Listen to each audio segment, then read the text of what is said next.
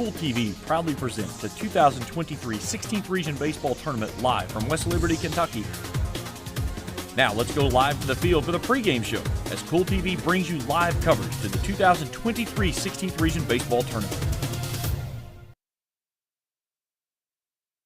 And good evening, everybody, and welcome to Morgan County High School as we get you ready for the second semifinal game of the 16th Region Baseball Tournament. I'm Jim Forrest, joined for Game 2 by Spencer Hutchinson as East Carter gets ready to do battle with Greenup County. East Carter comes in with a record of 27-5, and Greenup County comes in with a record of 19-19.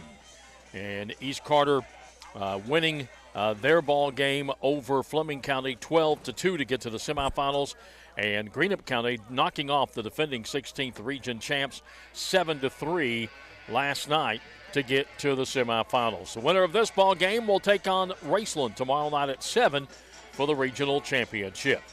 Spencer and I will come back, talk more about this matchup, give you a look at the starting lineups. That's coming up in a couple of moments here on Cool TV. For those on the go, the smoothie connoisseur, the break room favorite, and for those that just never quite have it all, Clark's has what you need to keep your day on track. Make life easier and keep your busy schedule moving forward with everything you need at Clark's. Clark's Pump and Shop. Return, refresh, refuel. Are you having trouble keeping your parking lot lit? Is customer safety one of your top priorities? If so, call River Cities Builders at 473-4112 for all your lighting needs. We have bucket truck and boom crane truck services. We have extensive experience in exterior lighting and parking lot lighting maintenance. No need to ever be in the dark again. Remember, call River Cities Builders at 473-4112 for all your lighting needs. We will light your path to success. When you have business away from home or a planned event far from your comfort zone, you're probably going to need a little help. Let A&A Porta Potties assist you with all your portable toilet needs. Whether on a construction site, planning for an outdoor wedding, or any other outdoor event, A&A Porta Potties are here to assist you. A&A Porta Potties also rents out storage containers, office containers, cooling fans, tables, and chairs. A&A Porta Potties, there is no event too big or too small for us to accommodate you. When you want real, authentic Mexican menu items, you want Tres Hermanos Nunez. Accept no substitutes. None compares. Fajitas, tacos, burritos, quesadillas, chimichangas, even vegetarian choices. A kids menu, desserts, and salads. A tasty, budget-pleasing selection for you and your family, unlike any others. Should be your first and only choice for authentic Mexican all throughout the tri-state. Ashland, Greenup, Grayson, Paintsville, Canova, South Point, Olive Hill, and Cannonsburg. Tres Hermanos Nunez, the best around.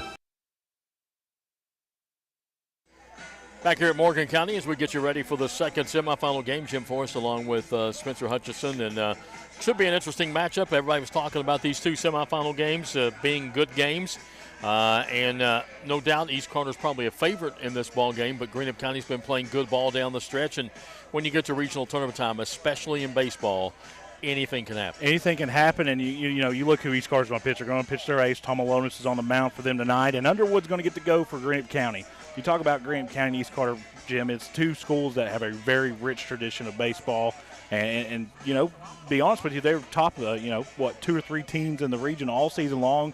Unfortunately, one of them's going home tonight, and they're going to play Raceland tomorrow, so it'd be an interesting matchup. I think we're in store for a pitcher's duel tonight, so we'll just have to wait and see. Underwood has, when you talk about him and his career and his pitching this year, he's been the number 2 pitcher, behind Wireman. He comes in, with a 3.71 ERA. He's given up 59 hits, 52 runs, only 27 of them earned in 51 innings. He has struck out 47. He's walked 28. His problem is if he gets some control problem, if he loses command of his pitches, then it becomes a long night for Greenup County. But if he can stay with the command of his pitches, can keep the hitters for East Carter off balance, then he can keep Greenup County in ball games, and has done that the games that he has won this year. Absolutely. East Carter, though, they've got good hitters to go along with good pitching. Tomlinson comes in with, 8-0 on the year, I believe. Yeah, and his ERA, is 0.80. It's right there. He's 8-0 with one save, 0.80. He's right there with Carson Wireman of Greenup County, who is 0.9 something, and then after last night's probably lower than that. So both of these teams have an ace, but Greenup County had to use theirs in the first game. Jeremiah Shearer had a chance not to use his because of the draw and could save it for the semifinals. And he also used the pitcher that he started in the first game. He was able to save Bowen and bring him back if he needs to tomorrow night, because he got him out under the pitch count. Right, and I think the most interesting thing is you look at this matchup is how much of the momentum that Greenup County got from last night's win will carry over into this game. Yep. We saw East Carter play Fleming County. You guys were on the call for that when I was over on first base. East Carter, that game was never in doubt for them. No offense to Fleming County, the game was never in doubt. Tonight, it's kind of one of those things where who reacts best to adversity, and you kind of, you said East Carter's probably the favorite. I agree with that. But when a team has momentum like Greenup County got last night, you just never know, man. I said before the first semifinal game between Raceland and Round, Kent and I were talking, and I said it's going to come down to who makes the fewest errors in that ball game, and it did. Round County committed 3 errors, and it cost them the ball game. I mean, it really did cost them. They were right there. They could have won that ball game, and it cost them the ball game. And if you're Raceland, you took advantage of those errors, which a good team's supposed to do. I think early in this ball game, it's the same thing. I think errors in the ball game early. Who makes mental errors? Who makes fielding errors early in this ball game could set the tone. If it's East Carter that makes some mistakes and lets Greenup get that momentum going and get an early lead or something, then things start changing. I was talking to somebody out in the parking lot. Remember the year Greenup County had that great run with Gage Hughes and Gammon and all that, and won 30-some in a row, and they come to Raceland to play in the first district game, and then Raceland pitches a freshman pitcher at them and shuts them down and shuts them out. They're supposed to win the region and go to the state. They can't even get out of the district. Anything can happen in baseball. That's what makes it really interesting. Anything can happen, and when you look at Greenup County, man, they're a team that's they've had their ups and downs this year. Like you spoke a little bit about their great teams in the past. I wouldn't necessarily put this team in the great in that bracket very young yet. Team. But the winner of tonight's game is for sure going to play Raceland, and who's going to pitch Webb tomorrow. They're going to pitch Webb tomorrow. So winner, it's kind of the pick your poison. You want to win and play one of the better pitchers tomorrow in the region championship game. Or, I just think, I can't even make a prediction on this game, Jim. I tell you, it's going to be an absolute – I agree with everything you said. The early mistakes will dictate who wins the game. I think it will. All right, we're going to take a break, and we'll come back, get you ready for the first pitch. It's the second semifinal game between East Carter and Greenup County here on Cool TV. Stop wishing you were debt-free. Start consolidating. Members Choice Credit Union is committed to helping you take control of your finances this new year. And all it takes is a personal loan. Imagine one monthly payment at a great interest rate. Stop worrying about debt. Start taking control of your finances. Consolidate your debt today with the help of your credit union family at Members Choice. Visit us online at mccu.net. If you're looking for a complete discount pharmacy with old-fashioned service and excellent prices, look no more. Since 1979, Stultz Pharmacy has provided our area with the finest in pharmacy care, 24-hour emergency prescription service, free delivery, and drive-through service for prescriptions. Stultz Pharmacy continues to fill all of your expectations. They carry a nice selection of gift items. For hometown service, see the professionals at Stultz Pharmacy in Greenup. More than you expect from a pharmacy. Stultz Pharmacy. If you can picture yourself in a better job and a better life, there are thousands of openings in Kentucky right now. And with the Work Ready Kentucky Scholarship, you can prepare for many of them tuition-free. Good at Ashland Community and Technical College. This scholarship offers 100% free tuition for classes that can prepare you for a great job in healthcare, advanced manufacturing, and more in as little as 13 weeks. Get started today at workreadykentucky.com. The Greenup County Public Library System is the best. Read the latest bestsellers in large print, regular print, or audio CDs. You can also check out movies or place a hold on a book on our website or call one of the library locations to place a hold. There are community meeting rooms available by reservation at all locations for clubs and organizations. And be sure to check out the Jesse Stewart collection at the Greenup County branch. Check them out on Facebook and Twitter.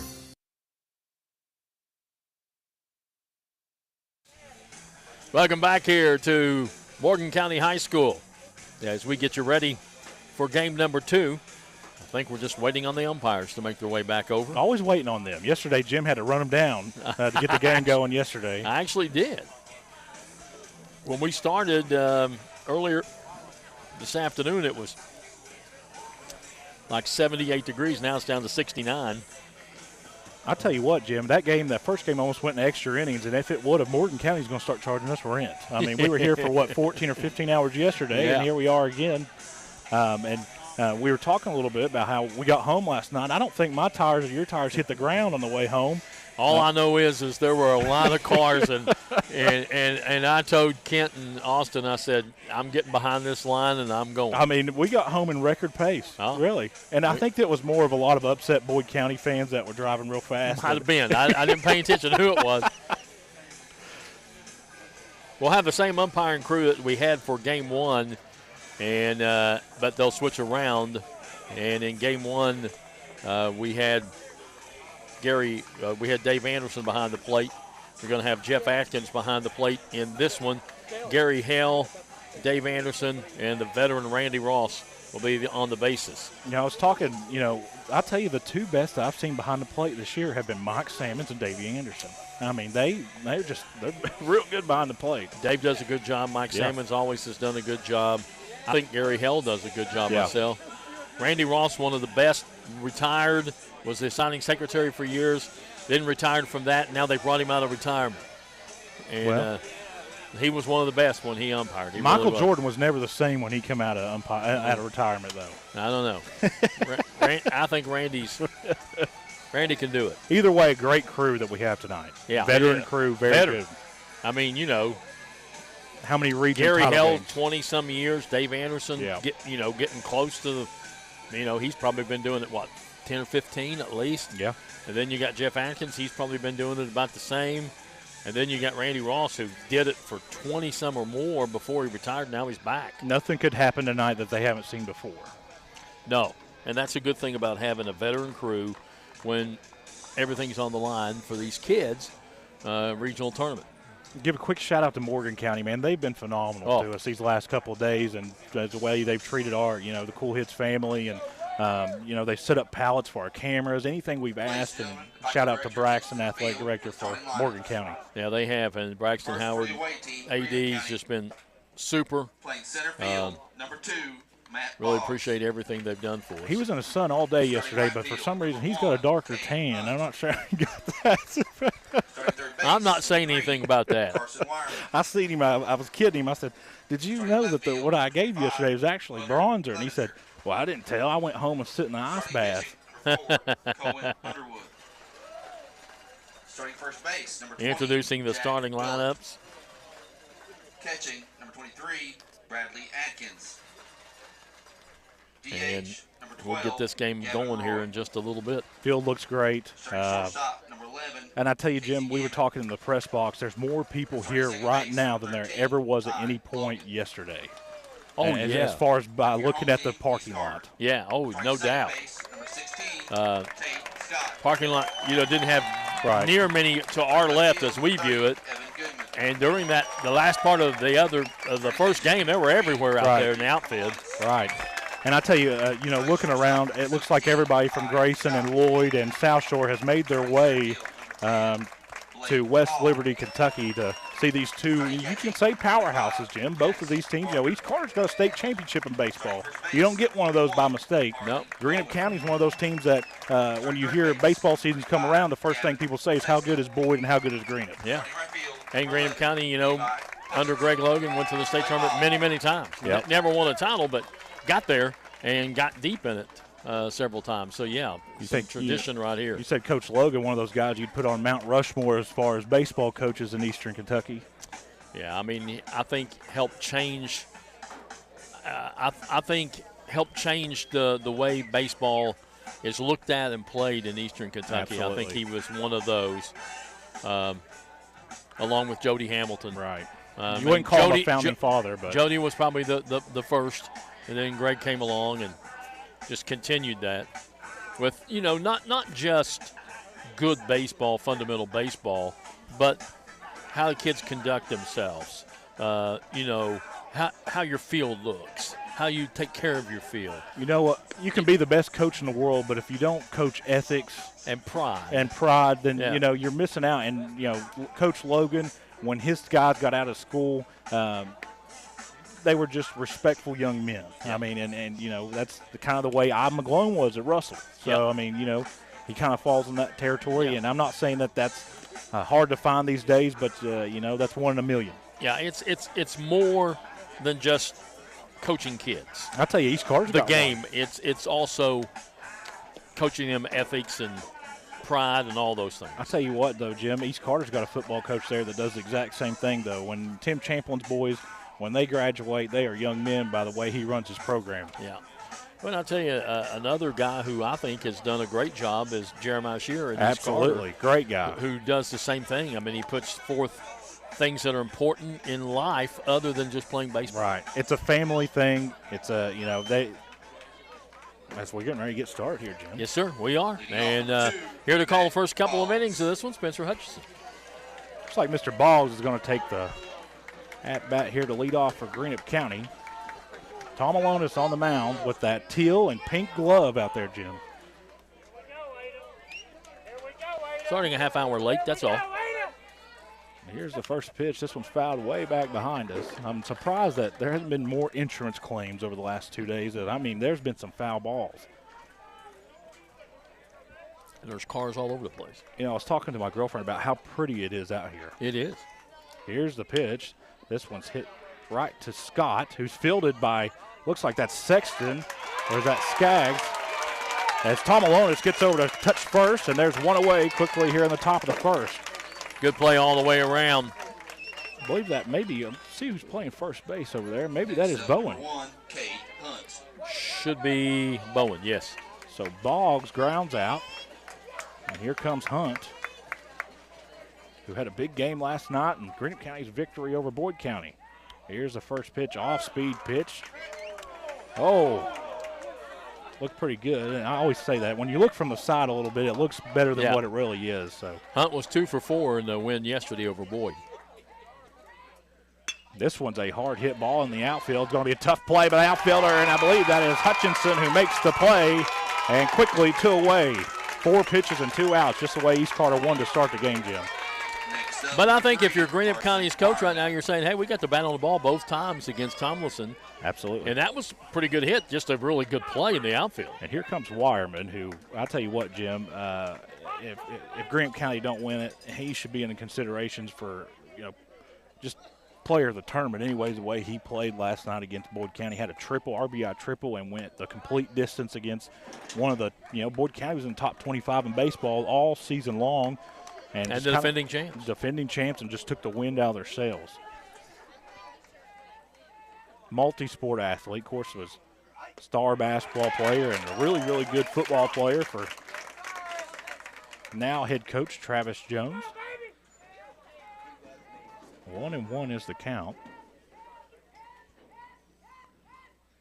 This one's a hard hit ball. It's going to get through between Sexton and Scott. Goes over to left field, and Wireman will be on with a single here with 2 outs in the top of the first. That hit brought to you by Red 8 RX Pharmacy in Greenup. Here comes Clevenger. And I tell you, that is a Greenup County name if I ever heard one, Clevenger. That's been a good last name for Greenup County in all sports for a long time. It has. Hunter was 1 for 3 in the win over Boyd. Had an RBI single in that ball. You talk about that game a little bit. They had guys that stepped up that I wouldn't necessarily say that usually don't, but stepped up in different ways that helped kind of Greenup County go over top. And just when Boyd County thought they had the game, it got tied there at 3. Greenup County in the next top half of the inning put 3 across, and that was it. Down to first. Kind of a close play there. I'll tell you what, Barker behind the plate here for East Carter is not a catcher you want to get a big lead against. Very, very strong arm behind there. Not to mention you got a pitcher like Tom Malonis who gets it there in a hurry. As count goes 1-2. East Carter trying to get out of this inning without running up that pitch count. Bigger lead for Wireman over at first. Here's the pitch in the dirt. 2-2. Of course, we hope our good friend Dickie Tiller's watching at the house. It must be nice to get back from vacation and still be on vacation. Yeah, he was watching earlier because he sent me a picture. He sent me a picture of the TV screen.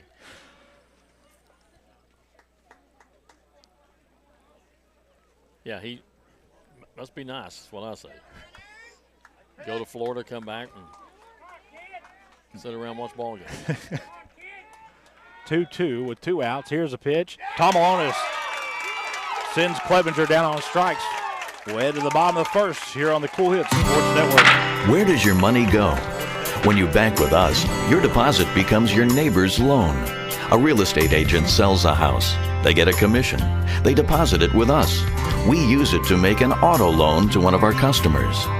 Hometown people helping each other grow. That's what it's all about. First and People's Bank and Trust Company. Member FDIC. We are the home office. JD Flooring, 2017 Ashland Road, Greenup, has been family owned and operated for over 30 years, featuring top-of-the-line material, guaranteed installation, and absolutely no one can beat JD Flooring's price. Need to replace your current flooring in one room or the entire house? Call JD Flooring in Greenup, 606-473-0411 for a free estimate. A call can get your house ready for any occasion. You'll absolutely love your new flooring from JD Flooring, 2017 Ashland Road, Greenup. The Tri-State's best gun and ammo store. The best fishing and archery department in the Tri-State, along with a full collection of Benchmark and Case knives. Borders Sporting Goods features the largest selection of Liberty gun safes in the Tri-State, as well as a vast collection of turkey shotguns. Borders is your stop for the best fishing products from Lew's, Shimano, Abu Garcia, St. Croix, and G. Loomis, as well as Berkeley and Strike King lures. For all your hunting and fishing needs, visit Borders Sporting Goods, US 60 West, Ashland. Sports Network, we're ready to start the bottom half of the first inning. Greenup County sent 4 batters to the plate, had 1 hit, no runs, no errors for East Carter. And, you know, this is an opinion. A lot of people disagree, Jim, but I personally think that East Carter is the best hitting team in the 16th region. I really do think that. These kids come to the plate and they have malicious intent. Well, you know, they hit for an average of 383, which ain't bad. I don't know if that's the best in the 16th region stat-wise, but. Leading off number 16, Tate Scott. Here is Tate Scott. He was a pretty good basketball player for Coach Cole Brammer there at East Carter. He went 1 for 2 last night. They did have 7 hits in that win yesterday, with a lot of walks. This one's a hard-hit foul ball.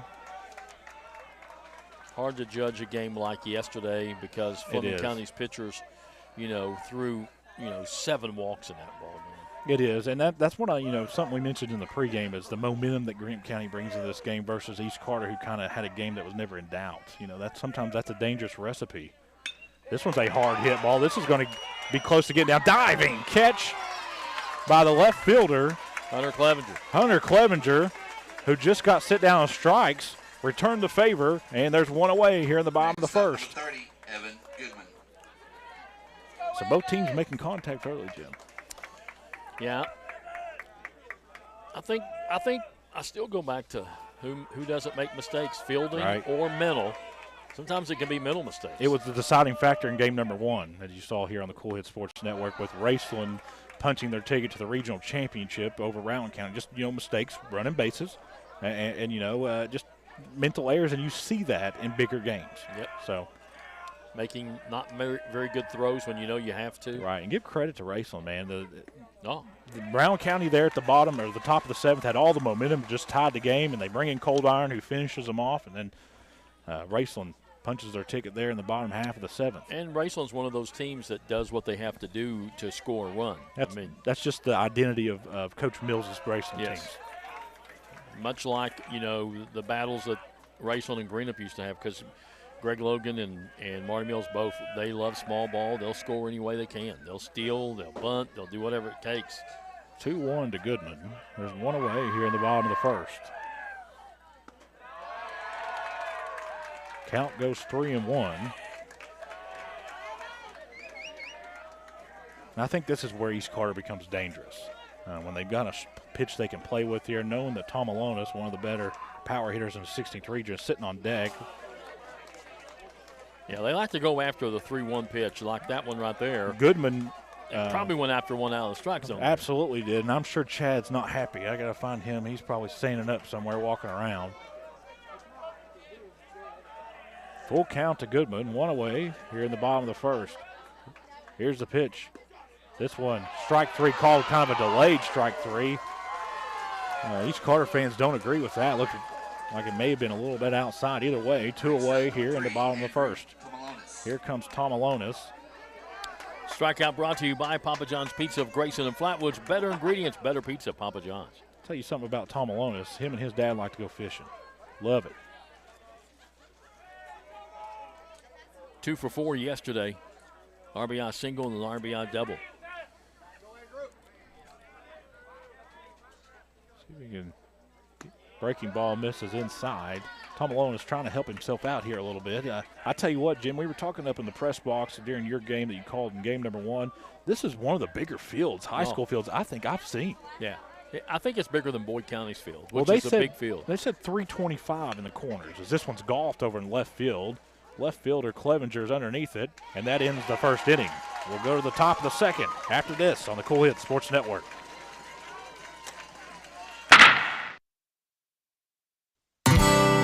Where does your money go?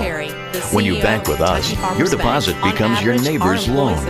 A real estate agent sells a house. They get a commission. They deposit it with us. We use it to make an auto loan to one of our customers. Hometown people helping each other grow. That's what it's all about. First and People's Bank and Trust Company. Member FDIC. We are the home office. KentuckyFarmersBank.com. Member FDIC. J.D. Flooring, 2017 Ashland Road Greenup has been family owned and operated for over 30 years, featuring top-of-the-line material, guaranteed installation, and absolutely no one can beat J.D. Flooring's price. Need to replace your current flooring in one room or the entire house? Call J.D. Flooring in Greenup, 606-473-0411 for a free estimate. A call can get your house ready for any occasion. You'll absolutely love your new flooring from J.D. Flooring, 2017 Ashland Road, Greenup, Kentucky. Primary Plus is Tri-State's celebrating best gun 40 and years ammo of the mission of quality, advanced, affordable health Best care. fishing With and over archery 11 department primary in the care Tri-State, locations along with a throughout the full region, collection of Primary Benchmark Plus and unique Case in our knives. communities and Our never sporting faces. goods The features the Primary largest Plus selection name of means Liberty gun primary safes in the care, Tri-State. plus so much more. Offering Well, the vast extended collection of services Turkey such as shotguns. women's health, Borders is your pediatrics, dental, stop for the best counseling, fishing products diabetes from management, Lew's, infusion Shimano, services, Abu Garcia, and St. on-site Croix, and pharmacy G. that Lewis, offers free as well as delivery. Berkeley and Primary Strike Plus King believes Lures. in connecting For all your health hunting care and for you fishing and your needs, family, visit and is Borders always Sporting Goods, welcoming new US 60 patients. West, Learn more at Ashland. primaryplus.net. Back out here on the Cool Hits Sports Network, ready to start the top of the second. Of course, Greenup County, the visiting team, in those black, green, and yellow jerseys. They look pretty good, though. Tom Alonis, 12 pitches so far. Here's the pitch. Swung on and missed.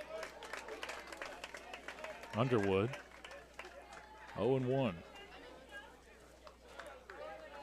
I'll tell you what, out here in Morgan County, Jim, when the sun goes down, so does the temperature. Yes, it does.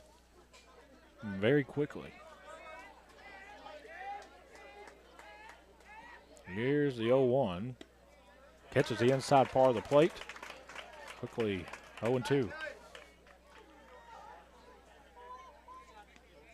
Winner to play in the regional title game tomorrow night. I believe it's 6 o'clock, Jim, against 7. Graceland. 7 o'clock tomorrow here, as this one's a fly ball.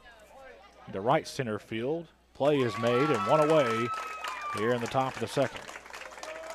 Here comes Gullett. Who had himself a heck of a game last night against Boyd County. RBI double, I believe. 20, Jack Gullett. Yeah, he had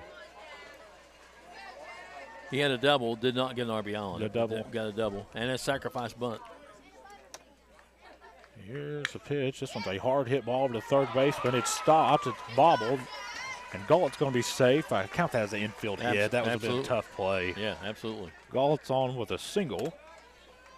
Next up, number 23, Bradley Atkins. Hit brought to you by Red 8 RX Pharmacy in Greenup for all your pharmaceutical needs. See the good folks at Red 8 RX Pharmacy. And here is Atkins with Gullett down at first and one away.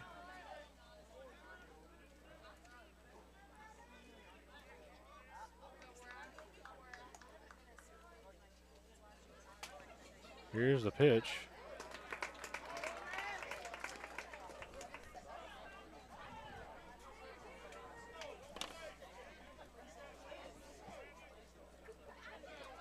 Oh, and 1. Good block by Barker.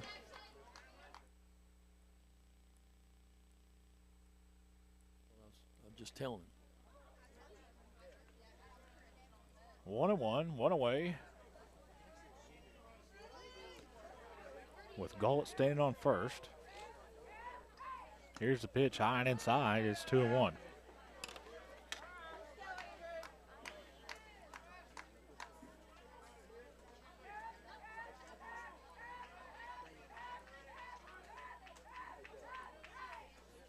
This one inside. He didn't go. We're going to check down the first base umpire. Count will go 3-1. Greenup County trying to work a little magic here in the top of the second. Got a runner on. 3-1 count. To Atkins. Swung on a miss, and count goes full.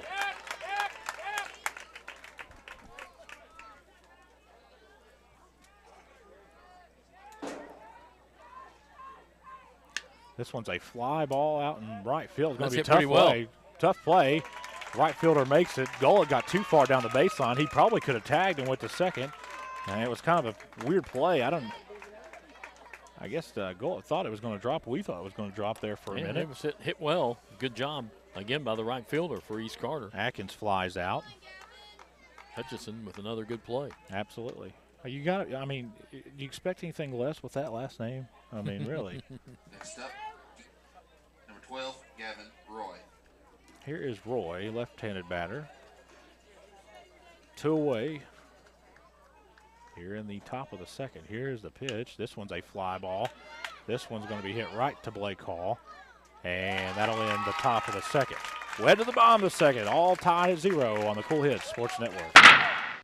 When you need to say happy birthday, get well, thinking of you, or any special occasion, say it with flowers from Fields Flower Shop in Ashland and Grayson. Fields Flower Shop can also take care of your sympathy needs, and they carry a beautiful selection of silk flowers, balloons, and fruit baskets. They've provided quality service since 1920. Call 606-324-2184. That's 606-324-2184. Fields Flower Shop, 221 15th Street, Ashland, and US 60 Grayson. I've been a member for a little over 46 years. They're very family oriented. You just walk in and everybody's friendly. They talk to you, they know you by name. You may not go in there for a day or, several years, and I think you go in there and you still feel like family. Recently, we refinanced our home, and it felt like it was right because we trust the people that work there. This is my people. Ashland Credit Union. Own your journey. At Tri-State Pawn and Jewelry, not only do we have the best deals, but we also make your purchases easy and convenient with our no-fees layaway program. No fees? Just 10% down, 10% monthly payments for 10 months on any item in our store, excluding new handguns. Tri-State Pawn and Jewelry offers this fantastic layaway program at all 3 of our locations: 4250 Winchester Avenue, Ashland, 519 4th Avenue, Huntington, 522 29th Street, Huntington. Visit Tri-State Pawn and Jewelry today. Quality jewelry for less. Much less. Back out here on the Cool Hits Sports Network. Ready to start the bottom half of the second. Here comes Ty Scott. As Underwood had a really, really good top of the first. Scott was 1 for 2 yesterday. The bottom of the first. And, you said it yourself. We really didn't get a good gauge on East Carter yesterday. I'm not throwing any shade towards Fleming County's way, but you said it yourself when they had 7 walks, Luckily, the count goes 2-0.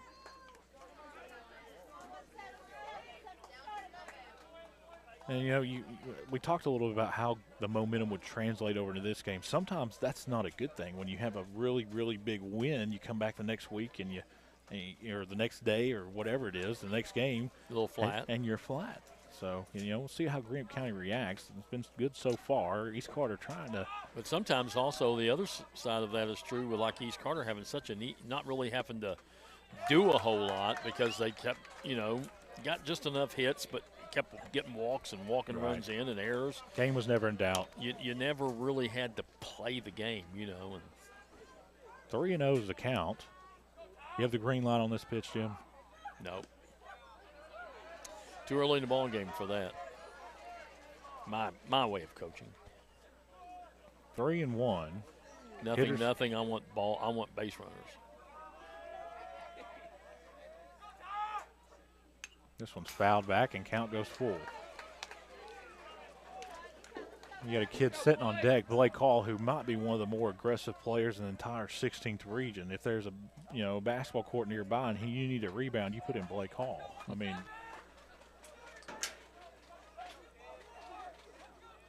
full count. Here's the pitch. This one misses outside. East Carter will have a man on with no outs. Next up, number 10, Blake Hall. And he's got some serious power, Jim. And we did a game earlier this year on East and West down there in Allfield, God's country. And I tell you, he hit one that the left fielder didn't even move. As soon as he hit the bat, he didn't even move. The ball ended up almost in the football field. He went 0 for 0 officially yesterday, 3 walks and a sacrifice fly RBI.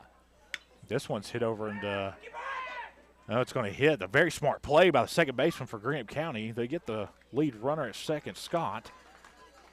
Yeah, Logan did a good job. He just let it bounce to him and then got the runner. Absolutely. He could have caught that, but decided to get the lead runner. That's a veteran move right there. That's the way they're coached. So Hall flies out, and here comes Barker, a heck of a catcher for the East Carter Raiders. And I tell you, a guy who should be getting recruited a lot more than what he is. Blake Hall over on first. There's one away. Here's the pitch. This one's hit and gets past the third baseman. Hall's going to round second, slips a little bit.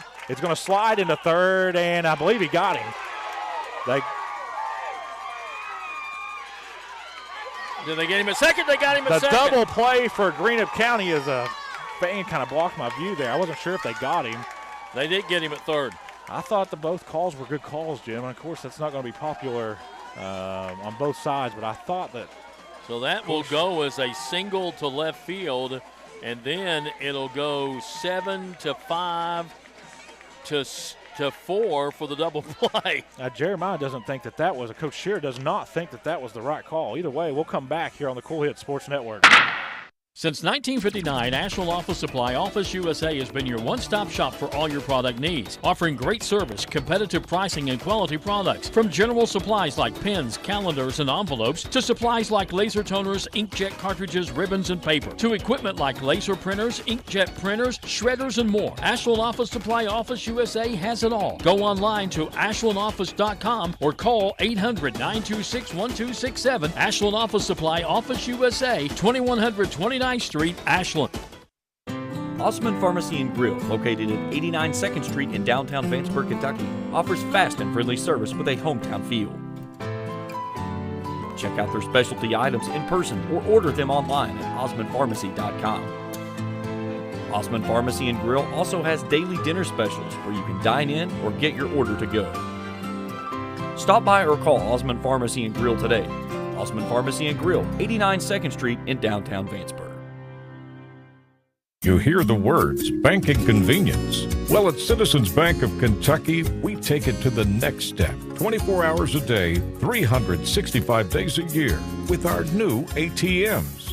To make a deposit, follow the easy steps. The Citizens Bank of Kentucky ATM will accept your deposits, and you can deposit cash and checks at the same time. Citizens Bank of Kentucky, the right bank for your life.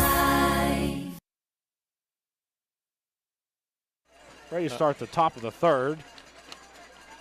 Still 0-0. A very eventful sequence of a play right there to end the bottom of the second as Greenup gets the unorthodox double play. Sure did.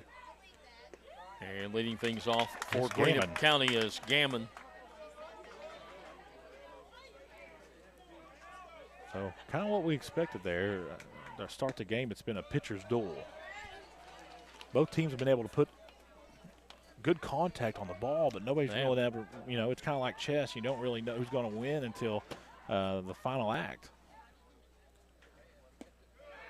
Counts 2-1.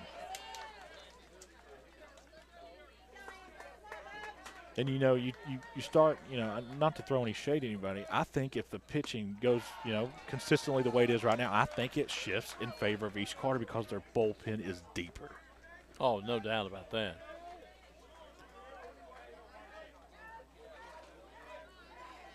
Three and one. Here's the pitch. This one's hit straight up in the air, about a mile high. The catcher is underneath it, calling everyone off. And I guess we kind of lost it in the lights out there. I did, because it was a whole lot farther away from him. Yeah, I thought the catcher was calling everybody off, didn't you? Yeah, it was over the backstop. I tell you what, the spectators over there didn't see it either because about clocked somebody in the head over there on the Greenup County side. Full count. Tom Malone's trying to get out of this inning without kind of putting any damage into his pitch count. Gammon will take first base on a sixth pitch at bat. First walk given up by Tom Malonis. Here's Boggs, rounded out his last time.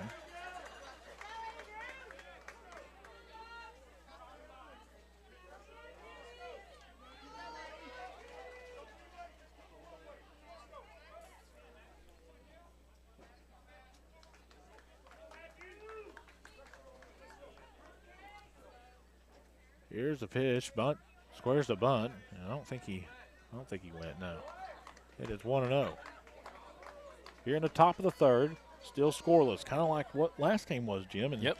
You start to think that one run equals about 5 or 6 is what it feels like, and runs are hard to get by when you get this far in. Squares the bunt, and he did go that time. Count goes 1-1. They're trying to get the lead runner over to second. Oh, yeah. They'll definitely try to do that. And you know that bunting, you don't see a lot of teams do that anymore, Jim. It's kind of a lost art. And I'll tell you, there's been some games that I've called this year, if teams bunted, they probably win. I really thought in the last game, the first semifinal game, Raceland did a good job of bunting. Absolutely. You saw Greenup County, a heavy bunting team last night in their win over Boyd County. Yep. 2-1 the count. There's no outs. Gammon is on first. Count goes 3-1.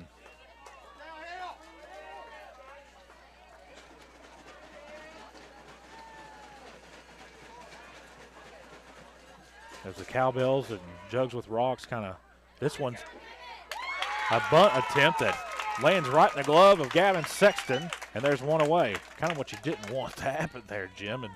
And we've seen that a lot as these bunt attempts hit the very top of the bat and turn into fly balls. Yeah, not a good pitch to bunt at. It was high. Tried to bunt it anyway. Here's Hunt. Flew out his last time up on a play that Mr. Hutchinson made over there in right field. Here's the pitch. Strike called. 0-1.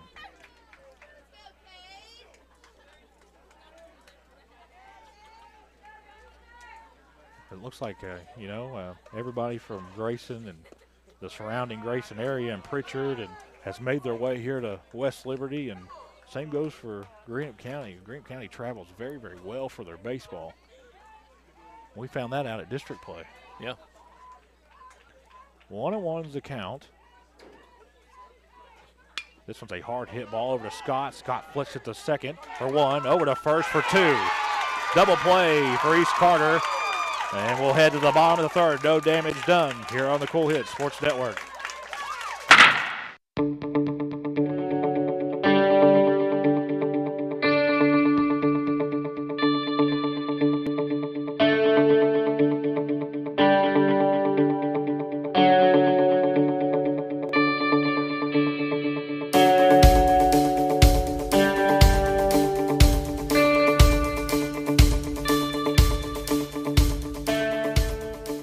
Lewis Family Care on Midland Trail in Ashland is board certified. Family medicine, primary care clinic accepting new patients. If it's osteopathic manipulative therapy you need, see Dr. Matthew T. Lewis, D.O. For other family medical needs, see Eilena Boggs, PRN. Call 606-928-7755 for the caring, professional, board certified medical practitioners at Lewis Family Care, your primary care clinic, 6572 Midland Trail Road, Ashland. That's 606-928-7755. Success comes with teamwork. At Bluegrass Community Federal Credit Union, we have one goal, one team, with people helping people. Bluegrass Community Federal Credit Union salutes all the athletes who strive to be their best, as do all your friends at Bluegrass Community Federal Credit Union. 2321 Carter Avenue, Ashland. Bluegrass Community Federal Credit Union. Member NCUA and an equal housing lender. Cool Hit Sports Network. Here comes Bowen, who is a really good pitcher for the Raiders, who pitched yesterday, Mr. Forrest, and was very successful in the Raiders' win over the Panthers. Did a good job.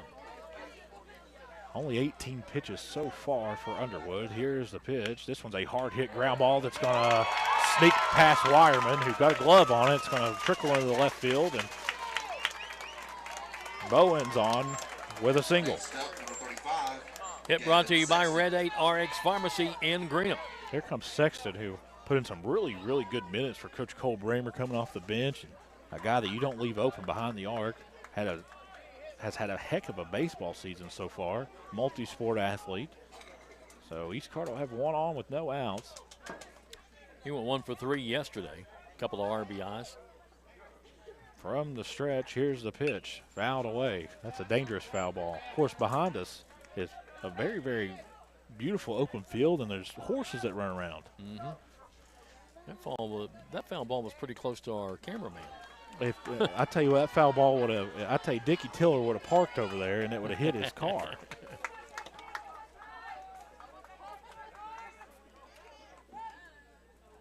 Here's the 0-1. Squaring to bunt is Sexton, and it's fouled way back. Of course, we got Mr. Jeff Irwin there on first base camera. I'll tell you, it's tough to beat a guy like Jeff Irwin. Just great a really guy. Just overall great guy who would drop what he's doing to help anybody. I think I would be a good general manager of a pro team. The picks that I've made. Yeah. Oh. You know, picking up you and yeah. Jeff. We'll make a movie about it. We'll have Ben Spicer produce it. Yeah. Yeah. Count is 1-2. We put together a pretty good little team. We have a great team, and for Cool TV, we've done a good job. Absolutely, couldn't be happier than what I am right now. Is Sexton's going to go down on strikes, and he knows it. Kind of hit the bunt of the bat, the bottom of the bat in frustration. And here comes Hutchinson, who. Second strikeout. The strikeout brought to you by Papa John's Pizza in Grayson and Flatwoods. Better ingredients, better pizza, Papa John. I tell you, Jim, you don't get the name Hutchinson, you earn it, and he has earned it. Swung on and missed. Count goes 0-1. Tell me he's not kin to you. He is. He is? He is, sure is. Him, his grandfather, and my grandfather are brothers. Oh. So you're like third cousins or right, something. Right. They live in Grayson, and we actually spell our last names differently. That was only because the doctor spelled them wrong on the birth certificate. That's the true story. I didn't know that until recently. Yep. 1-1's the count. Here's the pitch. Swung on and missed, and count goes 1-2.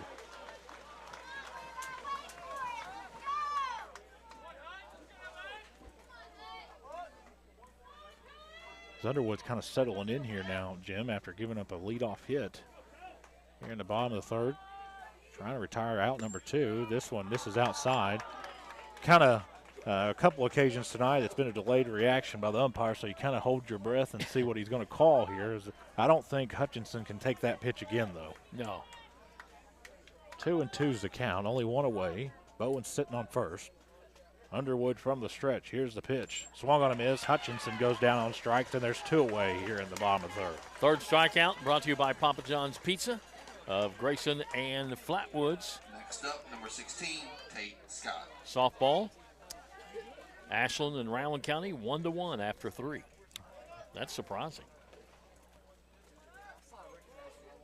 Here is Tate Scott, flew out his last time up. East Carter trying to capitalize off a leadoff hit here in the bottom of the third. No team's really been able to get any momentum here. This one catches the outside part of the plate, 0-1.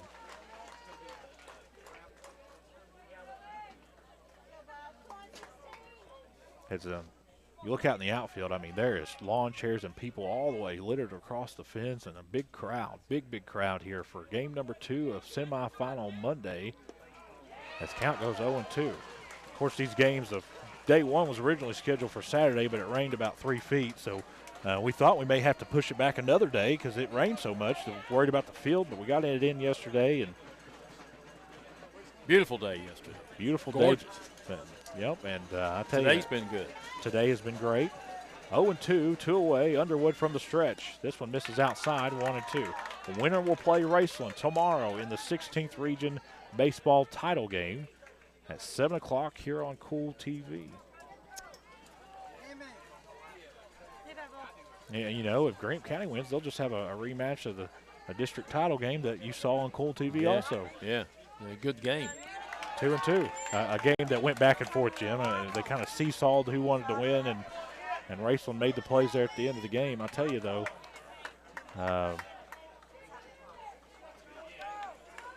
if Greenup County were to pull this game out, Raceland would be a big favorite because of pitching. Absolutely.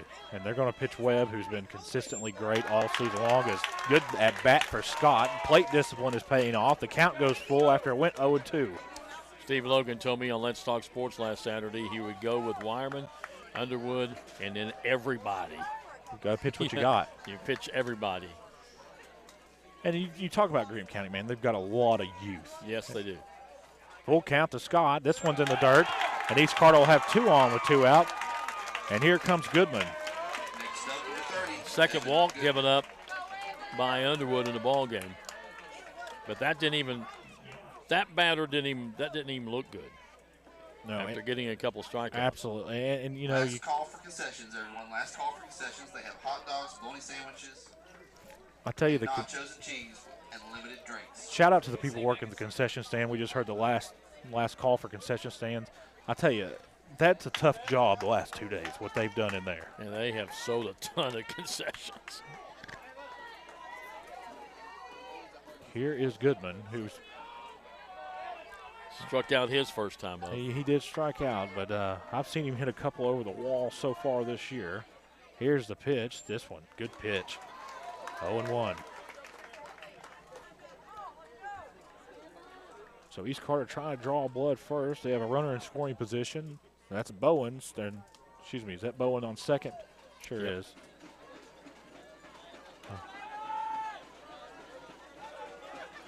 Here's the pitch. This one's a hard hit ball into right field. Right fielder's camped underneath it, dives. Did he make the play? He sure did. What a play by the right fielder out there, as he even had to look in his glove to see if he caught it. The umpire calls him out, and that'll end the third inning. We'll head to the top of the fourth. Jim Forrest will take over. Promote your brand, idea, event, or organization with area advertising. As a locally owned company in Ashland, we've been providing full, personalized marketing services and products to customers across the tri-state area since 1975. We offer exceptional advertising and graphic design solutions, from screen printing, embroidery, and laser engraving to banners, signs, trophies, and other customizable promotional items. At Area Advertising, our business is making your business look better. Contact us today. Scott Sharp, your 100th district representative, wishes the best of luck to all the 16th regional teams. Just as Scott Sharp works hard for you, he understands the hard work each team puts in to get to this regional competition. As your representative, his team puts forth all they have for the betterment of Kentuckians. Continue to strive to be the best, young athletes. Best of luck to all of you from your 100th district representative, Scott Sharp. For those on the go, the smoothie connoisseur, the break room favorite, and for those that just never quite have it all, Clark's has what you need to keep your day on track. Make life easier and keep your busy schedule moving forward with everything you need at Clark's. Clark's Pump and Shop. Return, refresh, refuel.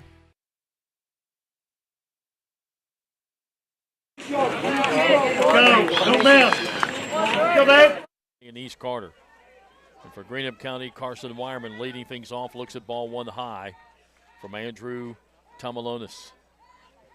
And the next pitch is a slow off-speed breaking ball called strike 1-1. Two really good pitchers facing off here, Jim. Yeah. Wireman singled to left field, got stranded there in the first inning. Pitch swung on, and that is lined into center field for a base hit. He's 2 for 2. Just a very, very hard hit ball, and he was kind of a victim of hitting the ball too hard there. Sometimes you'll see that. Brings up Hunter Clevenger, who struck out in the first inning, 0 for 1. This regional tournament game brought to you in part by Ashland Credit Union. Your path will lead to their low rates. And by the Ashland YMCA. Programs for every member of the family, including summer day camps for kids. You talk about the YMCA. I love that place. Go there every day. Love it. Do you? Yeah, love it. Love it. First pitch low. Second pitch inside. Close. 2-0. Underwood on deck. Tom Malone is sitting at 42 pitches right now. Fourth inning. That's not bad. Not bad. Pitch in the dirt. 3-0. Of course, it helps both teams were able to turn double plays. Yes. 2 big double plays. Big double plays. To get out of it. You don't see that a lot in high school, especially back-to-back innings. Right, in different ways. Pitch, strike, taking all the way. 3-1. The thing about Tom Alonis is he won't just throw you meat. He'll throw it all over the place and see if you'll chase. Pitch swung on, fly ball lifted to center field. Center fielder under it and makes this catch. Good play there by Blake Hall. He didn't have to move but 3 foot to his right and was camped right underneath it. One away, and that brings up Cohen Underwood. He flew out to right center field. His first time up, 0 for 1. And you hit the ball here in center field good, and it ain't going very far because that center field's about as long as a football field out there. It's 400 feet. I think they told me in the press box it acts like it's 425 if you add the fence in. Yeah, I'm saying it does because that fence is huge. But it's 400 feet and it's 320 down the lines. That's what we were told by a guy from Morgan County. He got that information from one of the former coaches. First pitch is upstairs. Runner going. This one is hit hard. Center fielder going back, has room, makes the catch. And Wireman will have to head back to first. The hit and run was on, and Underwood got a hold of that one. But like I said, that's a long way out there. It's been a busy 2 outs for Mr. Blake Hall out there in center field. Kent and I were talking in the first game. There's some balls that's been hit yesterday and today. Any other ballpark, they're gone. Absolutely. They're out of here. This is the biggest park that I think I've seen in 16th region. Jack Gullett steps up. He had an infield hit in the second inning. And he check swings at a off-speed pitch, and it's a called strike. Really, really good pitch there from Tom Alonis. Looks in, has the sign. Wireman takes the lead. Here's a pitch, and this one is hit to the shortstop who throws, and they got it. What a play by the first baseman. I tell you what, he fumbled the ball, picked it back up, and was able to step on the bag before Gullett got there. Mr. Bowen. So 6-3 put out will end the inning for Greenup County. No runs but a hit. We go to the bottom of fourth. We're still scoreless here on Cool TV. When you want real, authentic Mexican menu items, you want Tres Hermanos Nunez. Accept no substitutes. None compares. Fajitas, tacos, burritos, quesadillas, chimichangas, even vegetarian choices. A kids menu, desserts, and salads. A tasty, budget-pleasing selection for you and your family, unlike any others. Should be your first and only choice for authentic Mexican all throughout the tri-state. Ashland, Greenup, Grayson, Paintsville, Canova, South Point, Olive Hill, and Cannonsburg. Tres Hermanos Nunez, the best around. Stop wishing you were debt-free. Start consolidating. Members Choice Credit Union is committed to helping you take control of your finances this new year. And all it takes is a personal loan. Imagine one monthly payment at a great interest rate. Stop worrying about debt. Start taking control of your finances. Consolidate your debt today with the help of your credit union family at Members Choice. Visit us online at mccu.com. If you're looking for a complete discount pharmacy with old-fashioned service and excellent prices, look no more. Since 1979, Stultz Pharmacy has provided our area with the finest in pharmacy care, 24-hour emergency prescription service, free delivery, and drive-through service for prescriptions. Stultz Pharmacy continues to fill all of your expectations. They carry a nice selection of gift items. For hometown service, see the professionals at Stultz Pharmacy in Greenup. More than you expect from a pharmacy. Stultz Pharmacy. It'll be 3, 4, and 5 for East Carter here in the fourth. Tumalonis, Scott, and Hall to face Cohen Underwood. Tumalonis flew out to left field on a good catch made by Hunter Clevenger back in the first inning. Critical bottom half of the inning here for East Carter. You think, how many more times is the meat of the lineup going to see the plate? Yeah. Pitches inside, gets away from catcher. 1-0.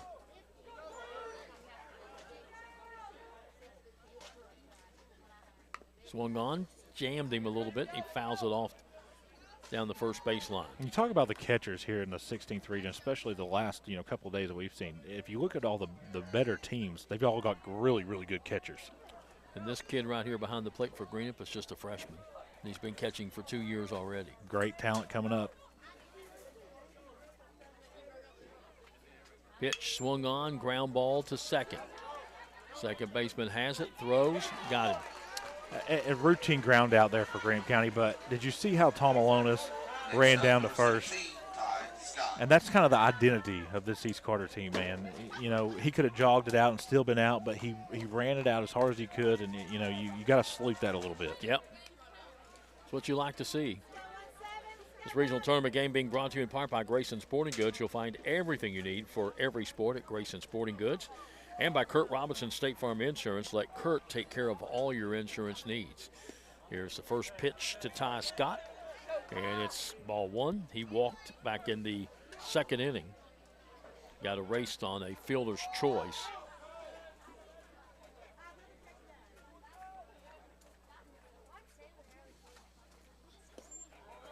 Pitch misses again. 2-0. Got to turn the lights off out in center field.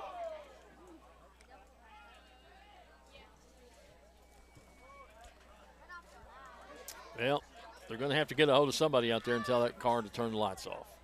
I tell you, those are some bright lights. And when you're going down roads here in Morgan County and those things come across and you're going the other way, I tell you, you're blind there for a second. But the car's not even moving. Now another car turns theirs on. And you would say, man, this is really ruining the momentum for some teams. Now they're moving. But neither team really has gotten an edge here so far, Jim. And like I said, it's kind of been a pitcher's duel. And just when you think one team's going to, one run feels like 3 or 4 at this point. Pitch, strike.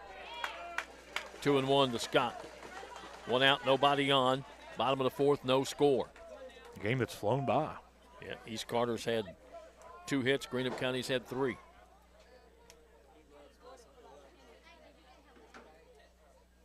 Swung on, line foul. Be careful there, Jeff. Over towards our cameraman.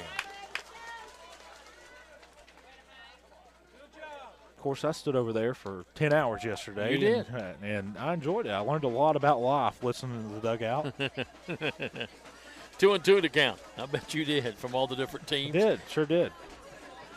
2-2 pitch. Misses. A little low and outside. 3-2. Found out a lot of stuff that I wasn't aware of. I bet you did. Some stuff you didn't want to know. Sure did. Underwood ready, and the payoff pitch is swung on, chopped to third base. Tough play. Can't handle it. I think that's an infield hit. Sure is. That's you can't add, that ball just perfect speed, and when you got a guy with wheels like Scott, tough play from Wireman. That goes as an infield single for me. Wireman knew he was going to have to fire that over if he was able to get it. He's going over to the hole at shortstop to get it, and he's got an arm. It would have been pretty close, but he just couldn't get to the hole and get it. So that'll be an infield hit.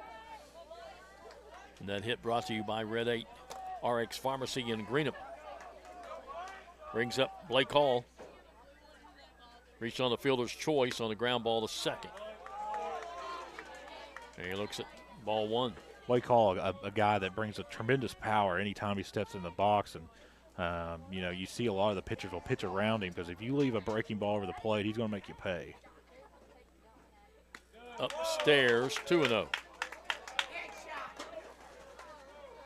So 1 on, 1 out here in the bottom of the fourth for East Carter. If you ever had the chance to talk to Blake Hall, just a super great kid, though. Underwood ready, and the 2-0 pitch swung on. That one is hit hard to left, but right there is Clevenger, makes the catch and gets it in. I think everybody here in Grayson or from Grayson thought that might have a chance. And Next up, number 45, Jackson Barker. It's sort of, I don't know, weird out here in a way, too, because the ball doesn't carry very well. It does, when the field's 300 yards long, And now we've been fortunate. There was a wind blowing in all day yesterday, and the wind in the first game was sort of in. It's almost dead right now. It is. But you know what? I'm okay with it as the temperature keeps Yes. dropping. Yeah, keep the wind dead. That's fine with me. Brings up Jackson Barker, the catcher. He singled to left field, but then here's a runner going. Here's the throw down, not in time. Good jump down there by Ty Scott to get the stolen base. Ty Scott, one of those guys who just has some serious wheels, man. Both teams got some kids that can just flat fly, and Ty Scott's one of those for the Raiders. His 6th stolen base of the year. So runner in scoring position. And here's the pitch, and it gets away from Atkins and goes to the backstop, and Scott will go to third. Now the at-bat becomes a lot more interesting.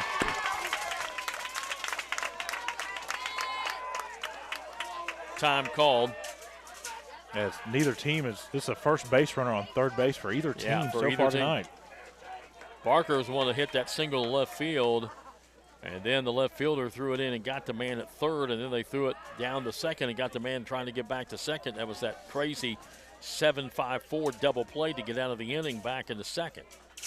If you're a casual baseball lover, this is the game you love to watch. And this ain't got a lot of runs. It doesn't have to. No, but it's got a lot of strategy, it's a lot of interesting strategy. things. A lot of things can happen right here with a runner at third. Absolutely. 2 down. 1-1 to count.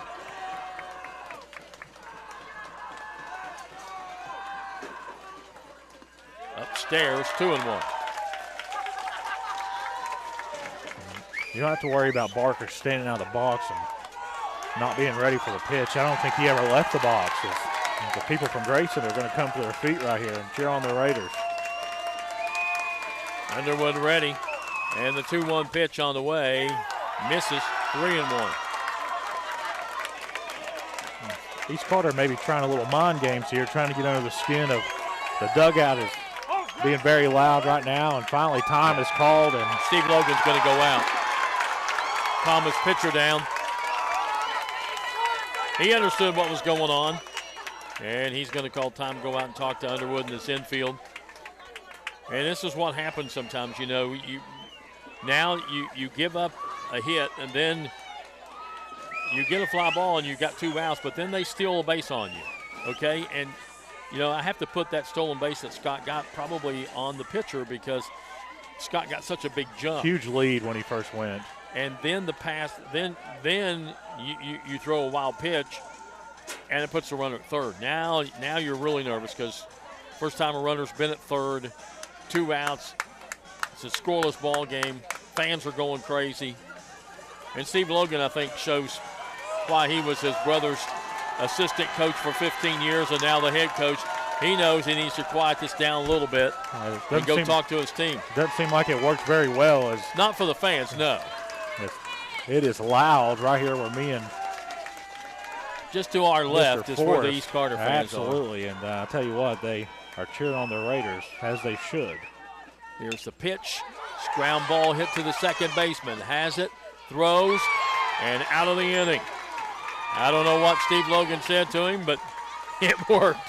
4-3 for the putout. Get a runner to third, can't get him in. We go to the 5th. Scoreless ball game on Cool TV. Where does your money go? When you bank with us, your deposit becomes your neighbor's loan. A real estate agent sells a house. They get a commission. They deposit it with us. We use it to make an auto loan to one of our customers. Hometown people helping each other grow. That's what it's all about. First and People's Bank and Trust Company, member FDIC. We are the home office.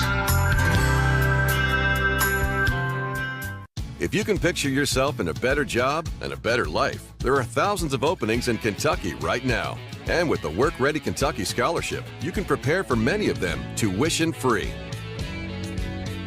Good at Ashland Community and Technical College. This scholarship offers 100% free tuition for classes that can prepare you for a great job in healthcare, advanced manufacturing, and more in as little as 13 weeks. Get started today at workreadykentucky.com. Primary Plus is celebrating 40 years of its mission of quality, advanced, affordable health care. With over 11 primary care locations throughout the region, Primary Plus believes in our communities and our patients. The Primary Plus name means primary care plus so much more, offering extended services such as women's health, pediatrics, dental, counseling, diabetes management, infusion services, and on-site pharmacy that offers free delivery. Primary Plus believes in connecting health care for you and your family and is always welcoming new patients. Learn more at primaryplus.net. The Greenup County Public Library System is the best. Read the latest bestsellers in large print, regular print, or audio CDs. You can also check out movies or place a hold on a book on our website or call one of the library locations to place a hold. There are community meeting rooms available by reservation at all locations for clubs and organizations. And be sure to check out the Jesse Stewart collection at the Greenup County branch. Check them out on Facebook and Twitter. Top of the fifth inning. And leading things off, Bradley Atkins, and he looks at a called strike from Andrew Tomalonis. Tomalonis starts off a lot of first pitches with a breaking ball. Pitch, breaking ball, called strike, 0-2. Girls softball, Rowan County now leading Ashland 5-1 in the bottom of the fourth.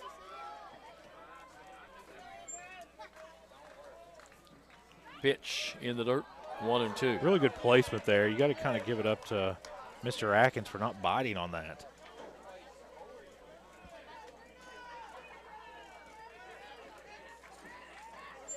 Swung on, ground ball hit to second. Second baseman has it, throws, one away. If you're going to hit it to an infielder, you hit it to the wrong one. That's Mr. Scott, and that was just very routine. Gavin Roy, the DH, flew out to center field in the second, 0 for 1. Greenup County has 3 hits in this ball game. Wireman has 2 of them. And Gullet had an infield hit. Roy put some very good contact at last at bat. I believe he hit it to Mr. Hall way out there in center field, which has kind of been nicknamed no man's land out there. Yeah. First pitch is high, ball 1. East Carter has 3 hits. Called strike. I'll tell you what, Jim, there's enough people here where they can start sending vendors through the crowd. I'll tell you, with hot dogs and drinks. They don't have anything left, though. They don't. 1 out, nobody on. Pitch swung on, popped up, fouled out of play off to the left. This regional tournament game being brought to you in part by Double Drizzle, where you'll find great cupcakes, cookies, and more, and by Texas Roadhouse, the home of great steak, salads, and, of course, those delicious rolls. Of course, you know, after tomorrow. Pitch in the dirt. After tomorrow, you know, it won't be long, Jim, and we'll be doing football. I don't want to think about it right now. Oh, come on now. I don't want to think about it right now. Need a little bit of a break. 2-2. Low, 3-2. Really good plate discipline by both teams. You don't see anybody up there for Greenup or East Carter swinging at junk.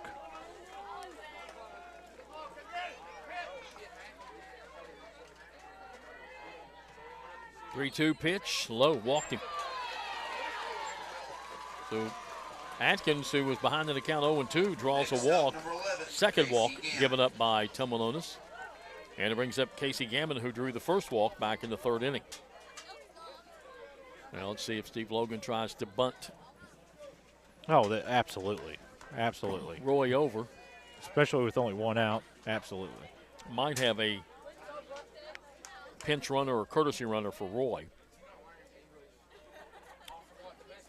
You got Boggs, who's sitting on deck, who's grounded out and flown out his first 2 times, but he's made contact. And, you get a runner in scoring position, he puts one in the gap, you're up 1-0. So I think he's going to put a runner in at first base for Roy.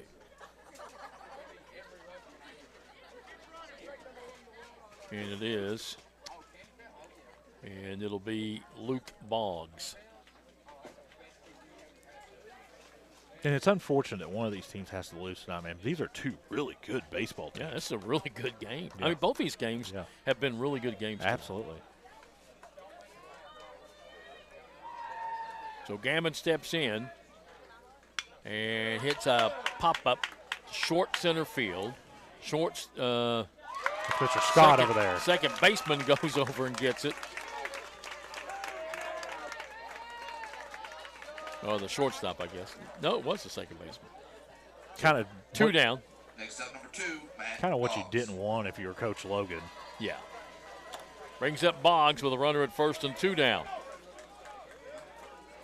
Boggs has grounded back. Well, grounded to first, pitcher covering, and then popped up to third.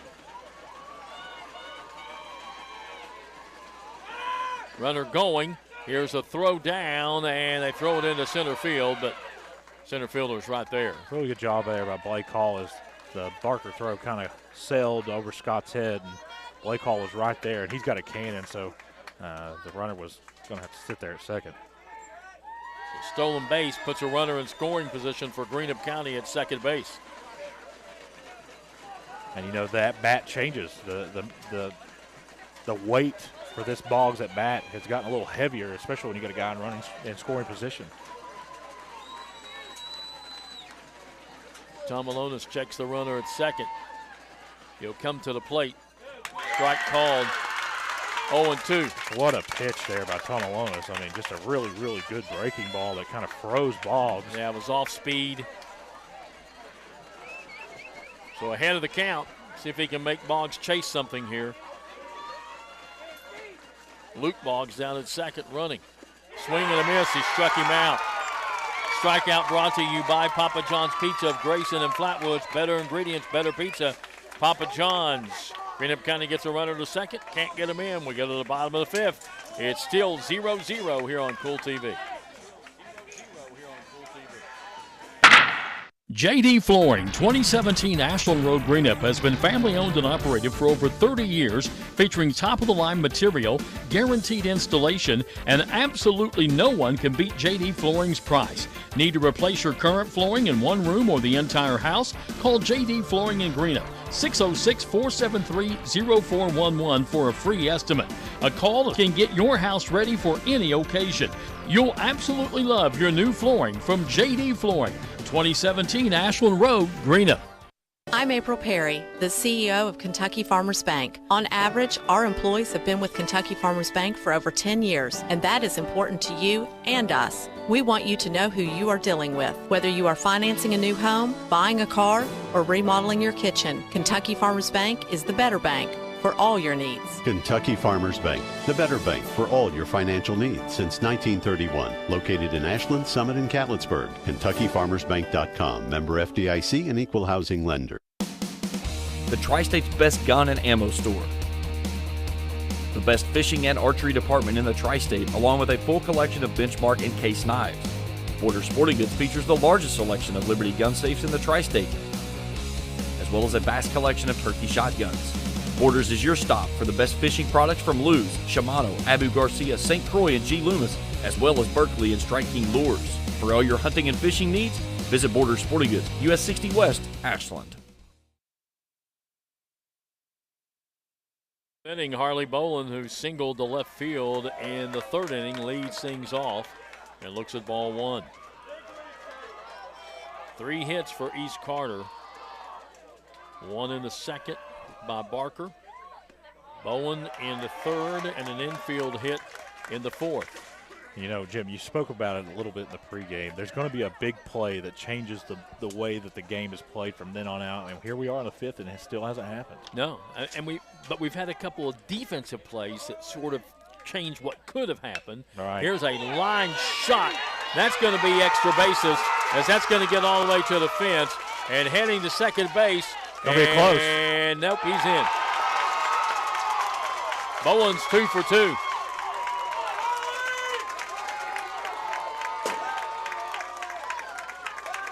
And that's a big play because it's the leadoff man getting on at second base on a double to left field. And it brings up Gavin Sexton, a strikeout victim, back into third. Yeah, you said it. Sexton, who struck out his last time, and Hutchinson, who's on deck. Both of those guys struck out their last time up. Going to have to get a little production out of those at bats if East Carter's wanting to take the lead here. And did not see who went in to run for Bowen, but somebody did. Hard to see the number out there. When you get this old, as old as I am, you can't see as well. Somebody with speed, anyways. I can tell the way he's standing. And they'll fake the throw back.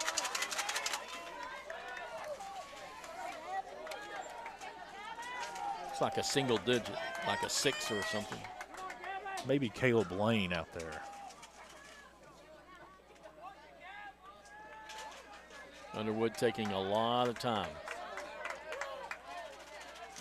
Here's the pitch, swung on, ground ball to second. Second baseman has it, throws to first, runner moves to third. A productive at bat for Sexton. If you're going to hit the ball on the ground when you got a runner at second, you want to hit it to the right side, and that's what he did. Next up, number 11, Levi Hutchinson. Brings up Levi Hutchinson, a strikeout victim in the third inning. Fly ball to the outfield brings home a run on a sacrifice fly. Steve Logan's going to make another trip out. You know, the second time that East Carter's had a runner on third. The first time, obviously, they couldn't get him across the plate. But with the game, is the way it's been played, this is a dangerous time for Greenup County. Oh, absolutely. And I think it's a time where it's a dangerous time for Greenup County right now. But if Greenup County gets out of the inning with a run not getting in, it could be a huge momentum shift for Greenup County and deflate for East Carter. All these things play a part in baseball more than any other sport, I think. Absolutely, and you saw that last night. Wireman had a couple of Boyd County runners on with no outs and was able to get himself out of the jam, and man, that really propelled them, and it was a factor of how they won last night. A lot of people call that an upset. Greenup County's been good all year. So, you know, it's just one of those things. Greenup County's problem this year has been the fact that they are young and their pitching is young. After you get rid of Wireman and Underwood, all their pitching is young. Yeah, just an experience. All right, Hutchinson steps up, runner at third, one out.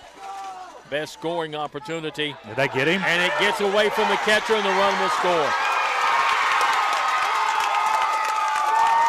It did not hit the batter. It just was upstairs and got away. That was Caleb Blaine who was running in for Bowen. And East Carter strikes first. They lead up 1-0 on the wild pitch. They count 1-0. And you would have thought Coach Tim Champlin had called a touchdown pass over there the way this crowd erupted over here to your left. Swing and a miss.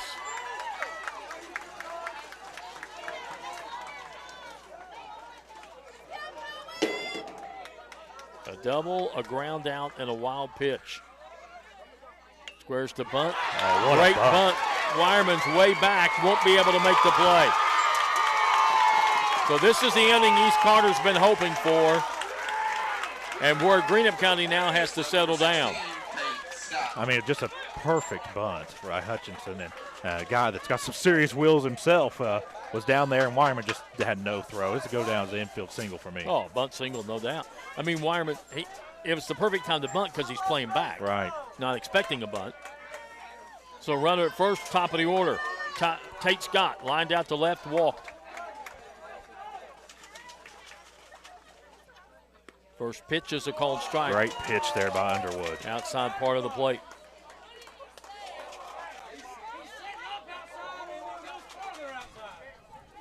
East Carter fans don't think so, but. You know, in all the 16th region teams, I believe East Carter fans are the most passionate about their sports. Pitch bunted again. Wireman will field this one and throw and get him. What a play by Mr. Wireman over there. I'll tell you what, if he didn't have as strong as arms he did, Scott would have been safe. Yeah. Still goes as a sacrifice bunt, though. 5-3 for the putout. Out number 2, but a runner in scoring position at second base for Evan Goodman, who has struck out and flown out to right. So East Carter, Jeremiah Shear playing some small ball here in this inning. At this part of the year, you got to win how you can. Yes, sir.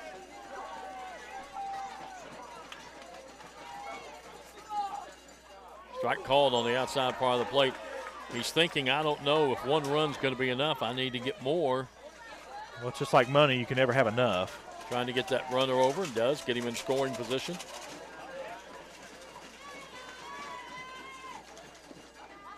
Misses this time, 1-1. And I know the camera won't be able to tell, but from dugout to dugout, there's lawn chairs lined up against this fence. I'll tell you, you would never be able to get this action in the MLB. No.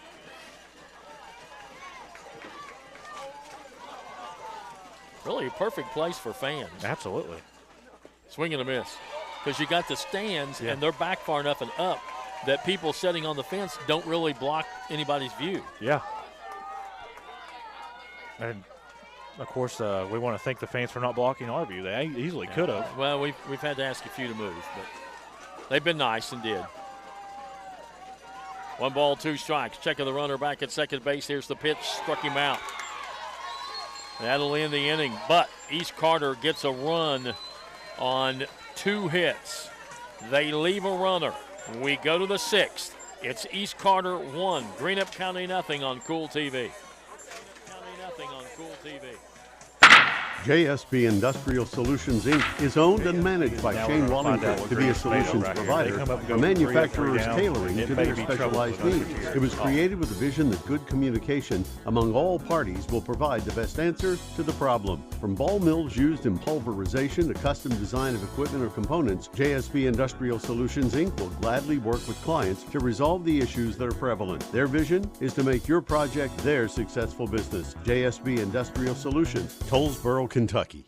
Primary Plus is celebrating 40 years of its mission of quality, advanced, affordable health care. With over 11 primary care locations throughout the region, Primary Plus believes in our communities and our patients. The Primary Plus name means primary care plus so much more. Offering extended services such as women's health, pediatrics, dental, counseling, diabetes management, infusion services, and on-site pharmacy that offers free delivery. Primary Plus believes in connecting health care for you and your family and is always welcoming new patients. Learn more at primaryplus.net.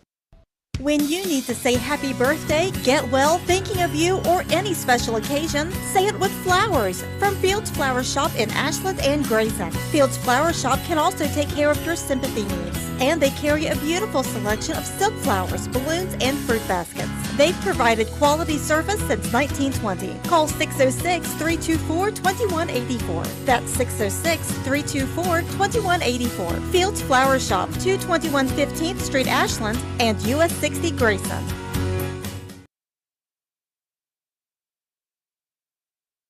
Hunt lined out to right, hit to a 6-4-3 double play. 0 for 2, takes ball 1 high. 2, 3, and 4 to face Tom Alonis in the 6th. Inside. And we talked a little bit during the break that Greenup County, if Tom Alonis is able to send 1, 2, 3 down, then that's going to be a lot tougher in the bottom half or top of the 7th to get anything done if you're Greenup. Called strike, 2-1. Yeah, this is a crucial part of the batting order in the 6th inning.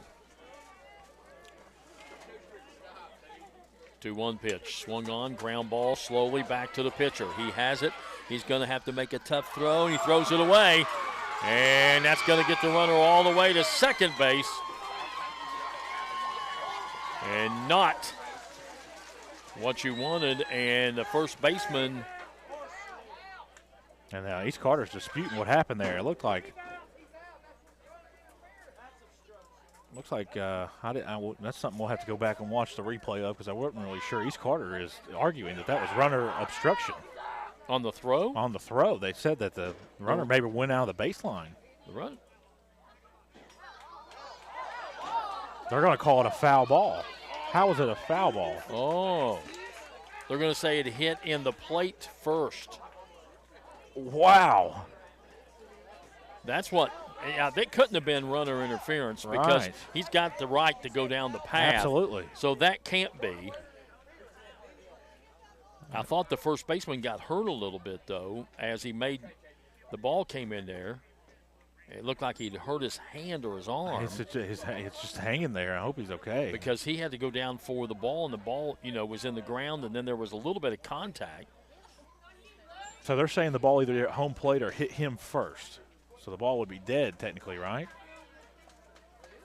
A huge bullet dodge there by East Carter. So Bowen is going to injures his left hand, and he's going to come out. And that's one of those kids that's tough, man. I hope he's okay. The count's going to be 2-2. It's a foul ball. That ball, how it hit and barely went out it hit at the plate first, behind the plate is what they're saying. Absolutely. But you got to, umpires have to call that dead to avoid that injury. But he couldn't see it probably because it was to his left. Here's the pitch, and it's fouled back. The home plate umpire didn't see it, so that's why they had to ask the other umpires, right, did you see where it hit at home plate? And they came together and said, yes, foul ball. Good at bat here for Hunt, though. I know that you kind of would rather have him at second, but 2-2. And this one is hit into center field for a base hit. Still a better situation if you're East Carter. You got him at first instead at second. Yep. But Greenup County does get the leadoff man on.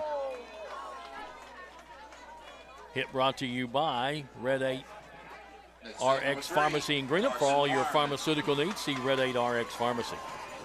It's going to bring up Carson Wireman. He's 2 for 2. Singled.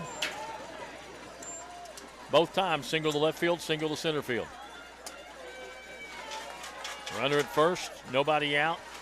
Top of the 6th, 1-0 East. High.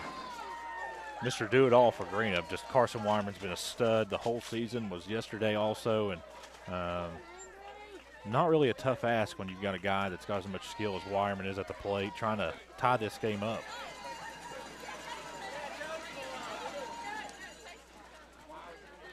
Looks like they've first runner back. Put Mr. Skaggs over at first and replace him with Bowman.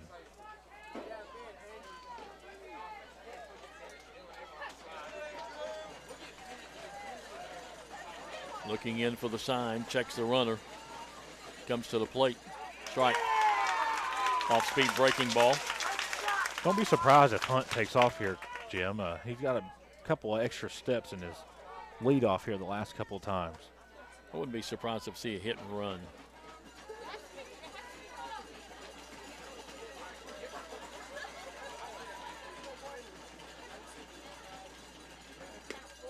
Inside. Close. That was close. I thought it was inside, or just from where I was at. I thought it was inside, so good take there by Wireman. 2-1. Everything looks like a strike when you're looking from the side, though. Yeah, it does. And fans always think it's whatever is against your team. So can't go by that. Here's the pitch. Strike called. Runner going. It's gonna be close. They got him. They got him. Something we talked about there in the pregame. You don't want to try to steal against either one of these catchers. They got an arm, and Barker makes them play right there. Caught stealing. One away, nobody on. And the count 2-2 to Wireman. That was a called strike.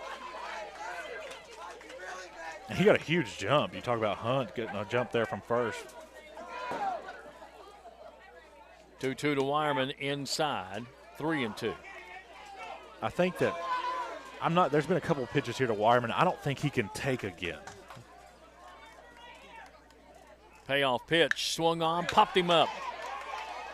Shallow center field. Shortstop going back and falls down but makes the catch. Good job out there at short by Ty Scott. The drama grows with every single crack of the bat here in the 6th inning. Got to bring up Hunter Clevenger, who has struck out and flown out to center field.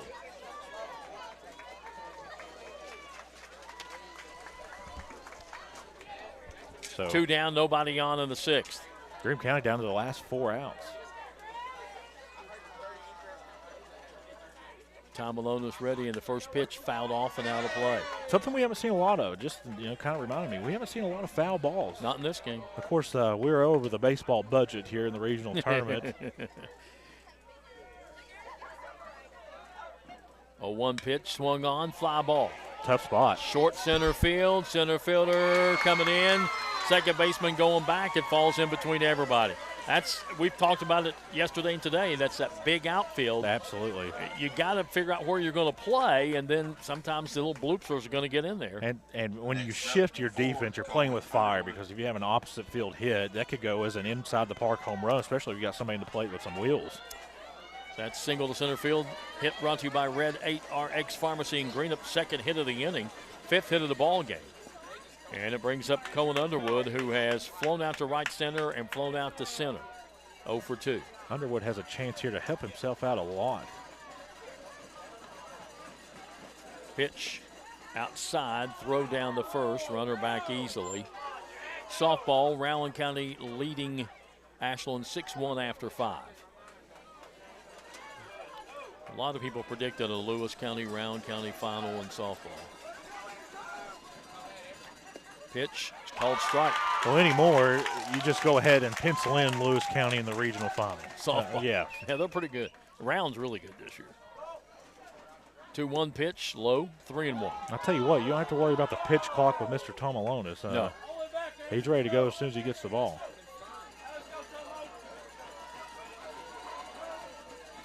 Pitch, walked him. So it puts runners at first and second with the tying run down at second base. And it's the third walk given up by Tom Malonis. And it brings up Jack Gullett.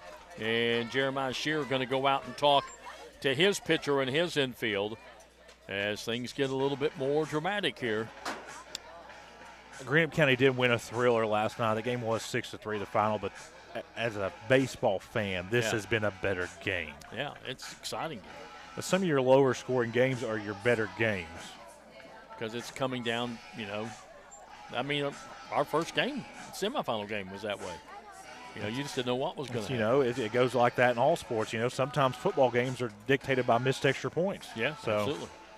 This regional tournament game brought to you in part by the Vanceburg Electric Board, always supporting high school athletics and academics, and by Raceland Christian Church. If you're looking for a church home, visit Raceland Christian Church. Also brought to you in part by My Dad's Pizza, Blackburn Avenue, 13th Street in Ashland. For all your hunger needs, call My Dad's at 606-324-0202. And by First National Bank in Cannonsburg, Grayson, Moorhead, Sandy Hook, and West Liberty, meeting all your banking needs. Jack Gullett steps up, runners at first and second. And the first pitch, off-speed breaking ball called strike. The most important at bat so far for the night for Greenup County. 2 down, runners at first and second. Tying run is the run at second. 0-1 pitch. Just missed. 1-1. It was a little bit outside just from where I'm at. Tom Malonis now 85th pitch coming up. And you got to think the anxiety is growing here in the stands. Oh, on the field. Here's the pitch to Gullett. Swing and a miss. Absolutely disgusting. 1-2. Gullett all season long has had trouble with the curveball. And if you've scouted, then you'll see a lot of curveballs.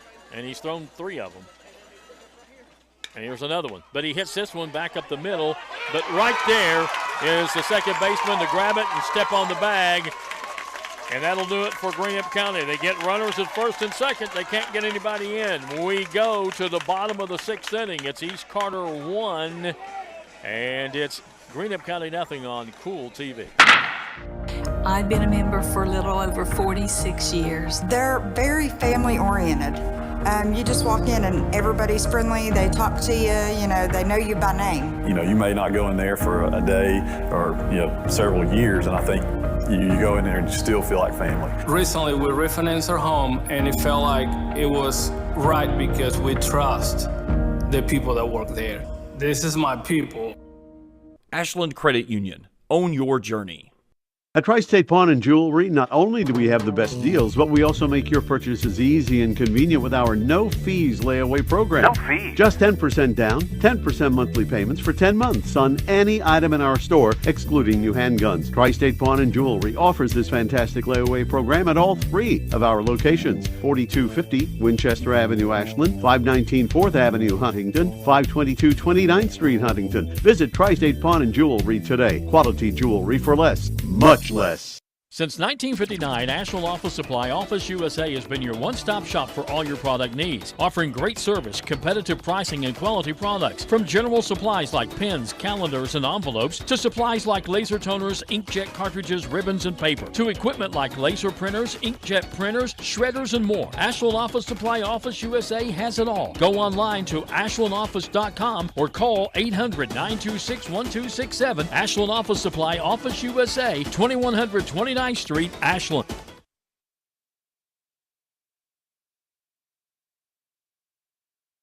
Leading things off, he's flown out to left, he's grounded out to second, and he looks at the first pitch inside and high, ball 1 from Cohen Underwood, who's only on 68 pitches. I believe Tom Malone was trying to petition that hit him.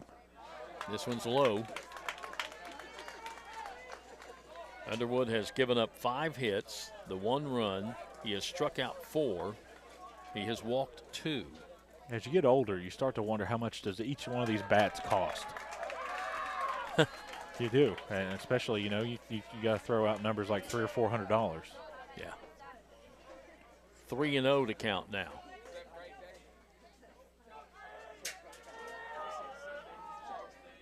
Pitch, strike called. Took something off of that one. Hit that bat could have been laying in the dirt. There's no way he was swinging there. 3-1, I'd say if it's close, he's swinging. East Carter pretty much swings a lot of 3-1 pitches.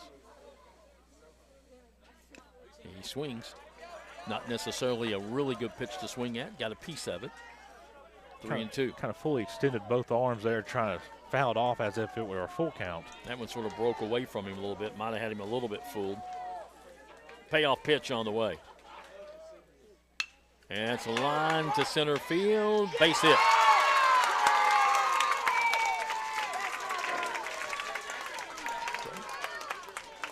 Next up, number 17, Ty Scott. So we were just informed that Bowen broke his arm, his wrist. Oh, no.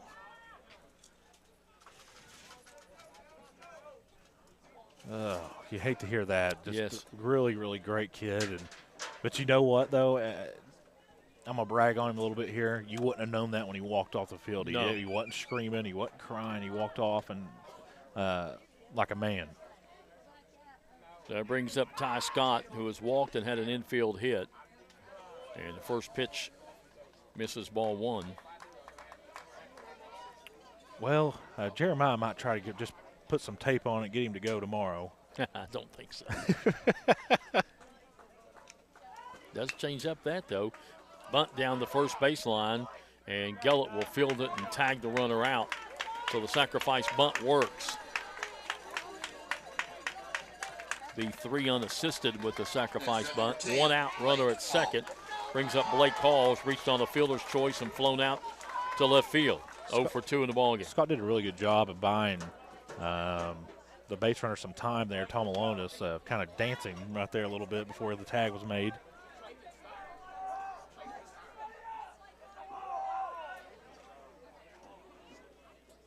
Pitch upstairs, ball 1. You talk about how big the field is. If there was 2 players on the field that could get it out of this park, it's Wireman for Greenup and Blake Hall for East. And Wireman almost did yesterday. You look at the top of the 7th inning, you got the bottom of the order coming up for Greenup County. So Jeremiah Shear, with only a 1-run lead, would love to get that guy on second base in, though. And I'm sure, even though it's the bottom of the order coming, you still want to get another run. And I'm sure that guy standing on second, who's also pitching, would sure like that too. Absolutely. 1-1.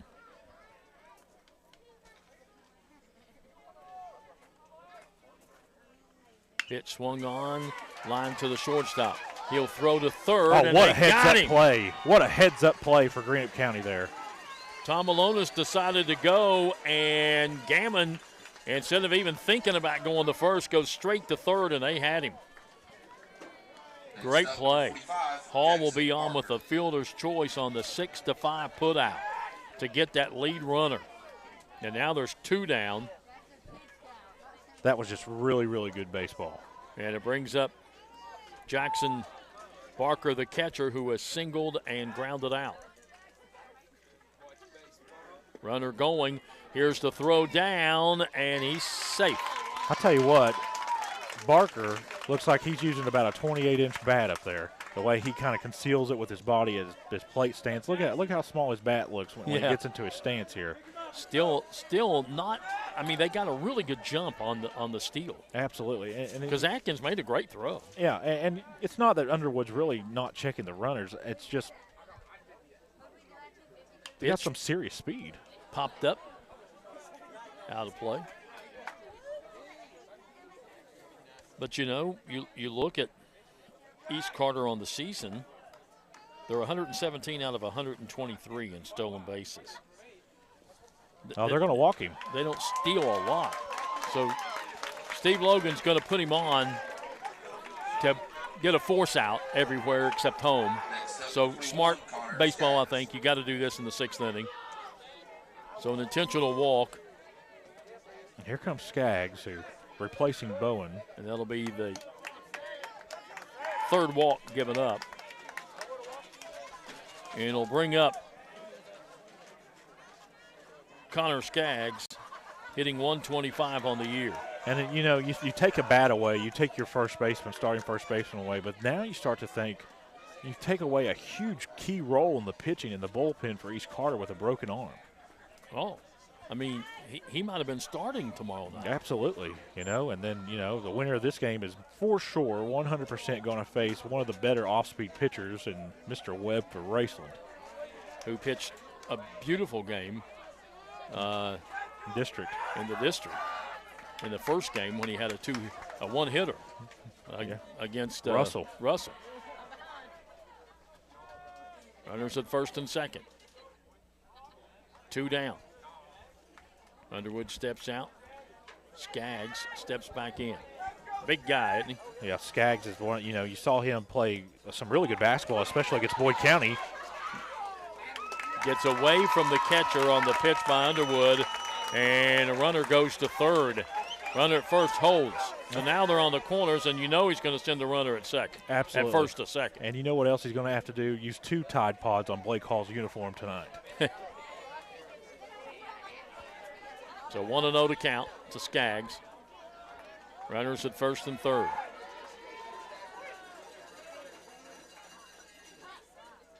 Pitch swung on, fouled. I'll tell you what, if Skaggs hits it, though, it's going to go a long way. He's a big guy. You know what? He had, one of his better high school games in his career against Boyd County in the regional basketball tournament. Really just had a phenomenal game. He did. Played very well in that game. He's pitched a good game, pitched a couple of good games for East Carter this year. Pitch inside a little bit. He was ducking. Made it look a whole lot worse. Well, I think East Carter fans was wanting him to take one for the team there.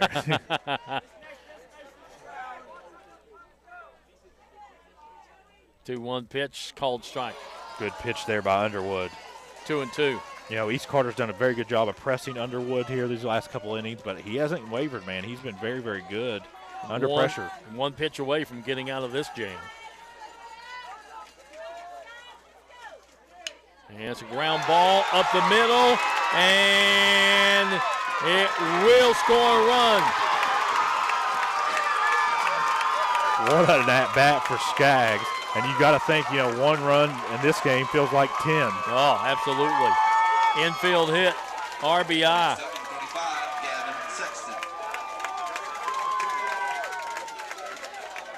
And it's a 2-0 ball game. Really a very good play by Logan to go behind the bag and field it and try to throw it over to first.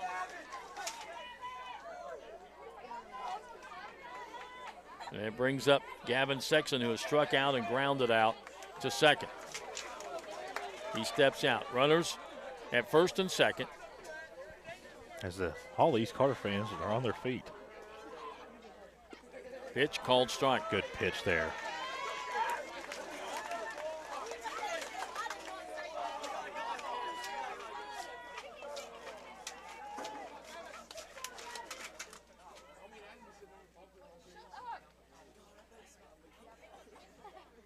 Pitch misses a little high. 1-1. East Carter a run in the 5th, now a run here in the 6th. They lead it 2-0.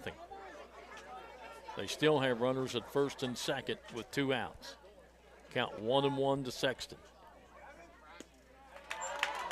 Outside, 2-1. And if Underwood kind of gets in a jam here, you kind of wonder who Coach Logan would go to. Yeah, he can go to Gammon. He can go to Atkins behind the plate, really, but swinging and a foul tip. Really good pitch there. 2-2.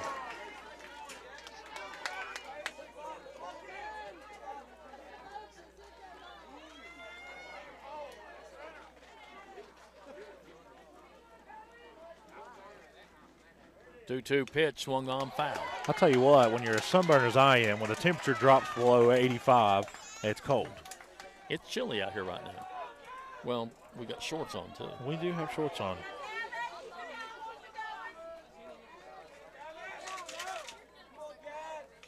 Pitch, bunts it right back, or sort of slaps it right back to Underwood, and Underwood gets it and flips it over the first for the out.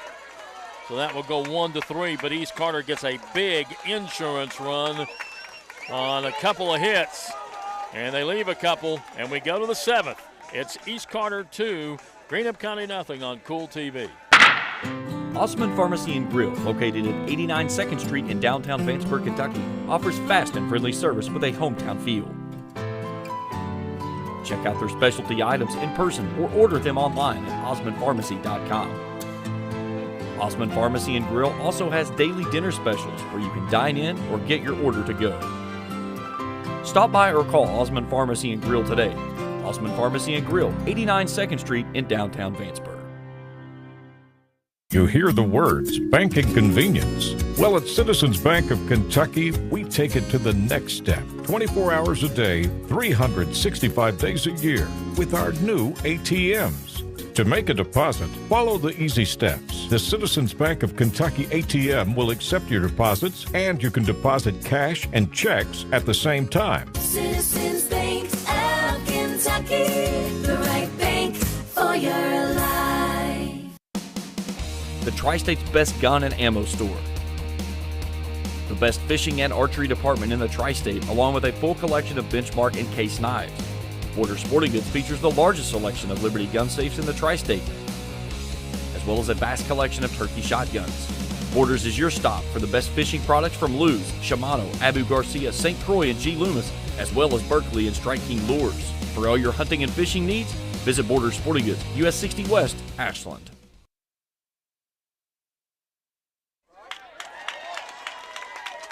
We're back here, and a called strike on Bradley Atkins. 7, 8, and 9 to face Andrew Tomalonis, who tries to go the distance and get the win. Line, a little blooper towards Skipper. They can't field it. And Atkins is going to be on. Got blocked down a little bit. Couldn't see exactly what happened. I went right between his legs. Third baseman coming over trying to get it. Kind of charged it. No, it was Scott charged it and just kind of misjudged it. Error? Well, I don't know. It was kind of a bad hop where the transition. Be tough. Yeah. Anyway, transition from the grass to the dirt kind of took a weird hop, and we'll call an infield hit. Just what the doctor ordered for the Musketeers here. Hit brought to you by Red 8 RX Pharmacy in Greenup. Brings up Gavin Roy, who looks at a strike. He's flown out to center and walked.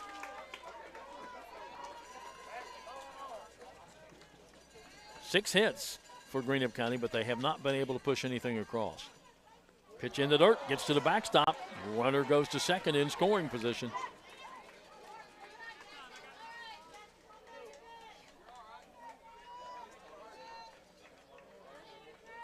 Sometimes the breaking balls don't break, Jim. Yeah, that happens sometimes. So Tomalonis on 90 pitches now.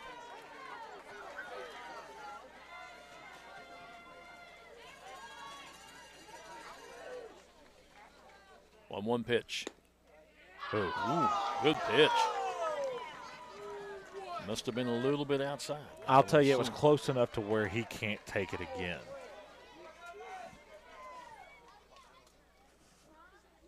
In the dirt, gets away from the catcher. Runner goes to third.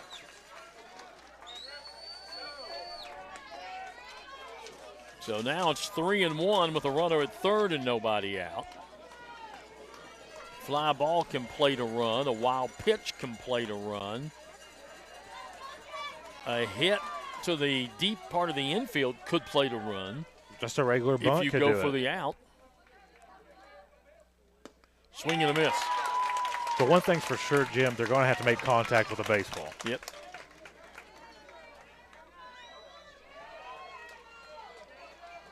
Tom Malone's ready. 3-2 pitch, and that's lined into right field for a base hit. Gets by the right fielder.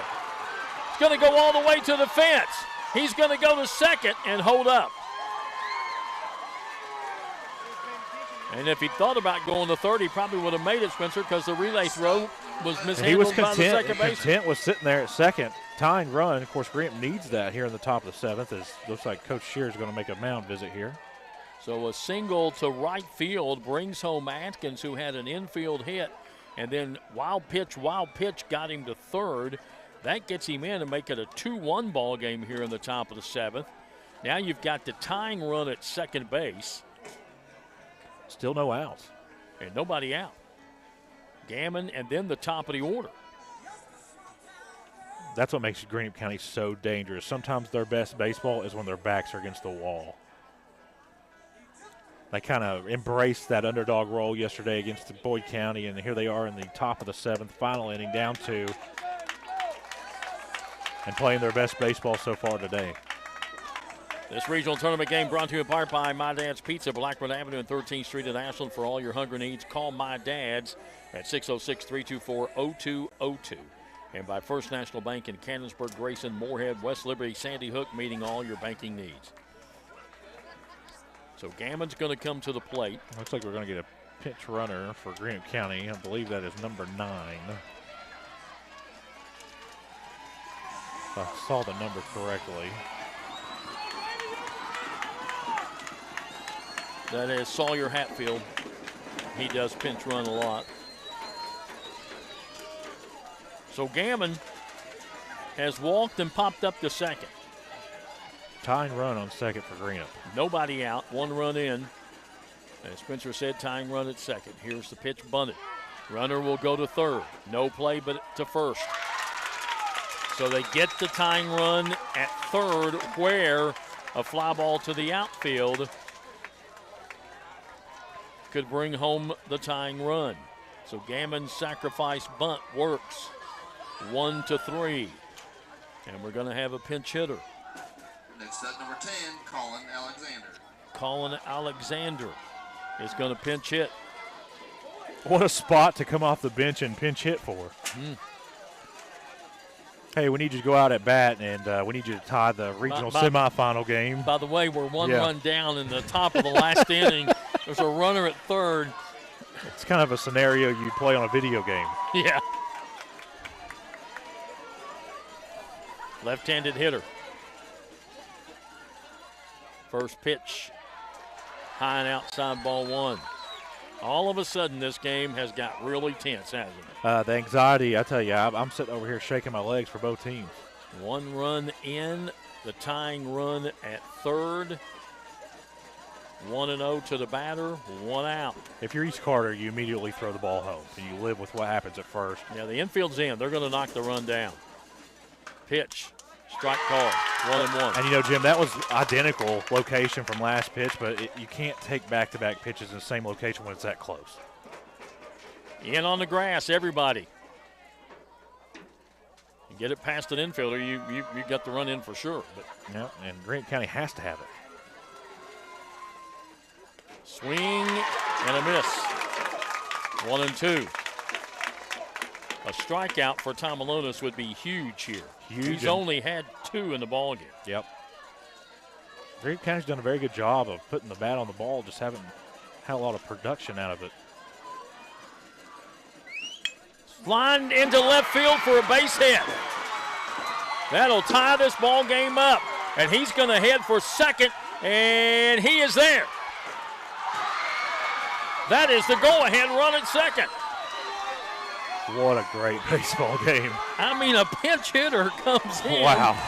And gets a pinch hit RBI double. Regardless what happens the rest of this game, this has been the best game of the tournament so far.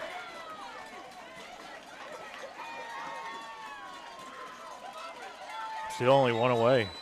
And that brings up Cade Hunt with a runner at second and one out. And they're going to put a runner in. They're going to put looks like that's Boggs. Boggs back in.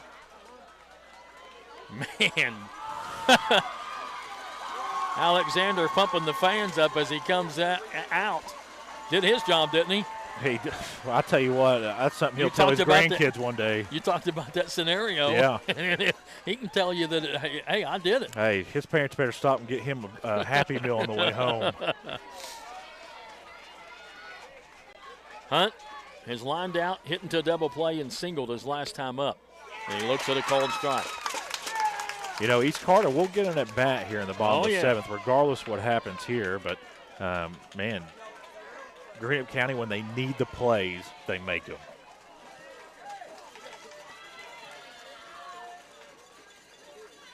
Pitch. Really good pitch.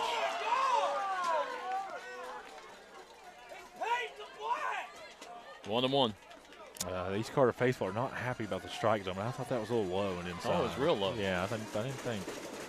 That's in the dirt. dirt. Good stop by the catcher there as he kind of loses the ball. 2-1. Boggs, of course, has a lot of speed. Absolutely. And you talk about the speed at Greenup, man. Their track team's really made strides also. Tom Malonis from the stretch, and the pitch upstairs.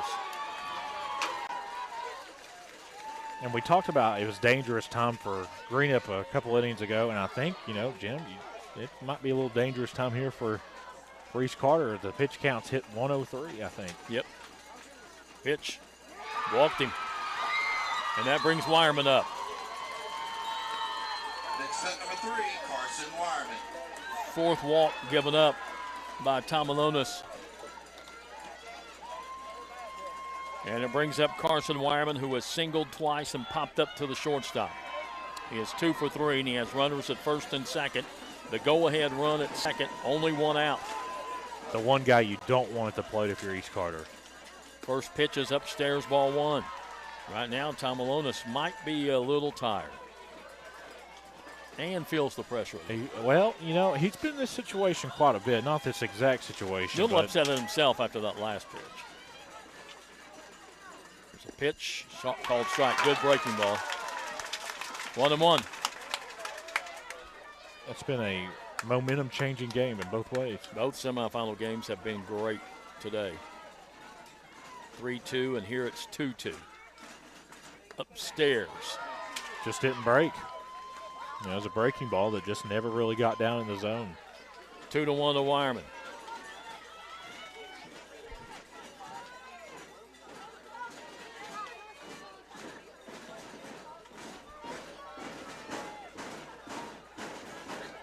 Upstairs, 3-1. You know, East Carter's flirting with loading the bases here. Greenup County has really turned this game around in the top of the seventh here. Cannot tell if anybody's in the bullpen because it's to our left side.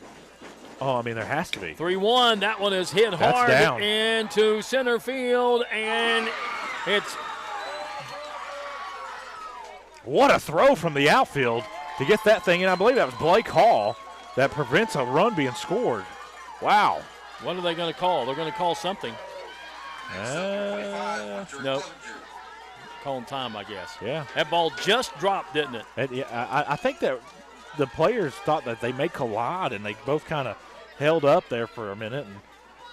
And you know, talked about how big the field is. So Wireman gets a single, but the throw from center field, the runner has to hold.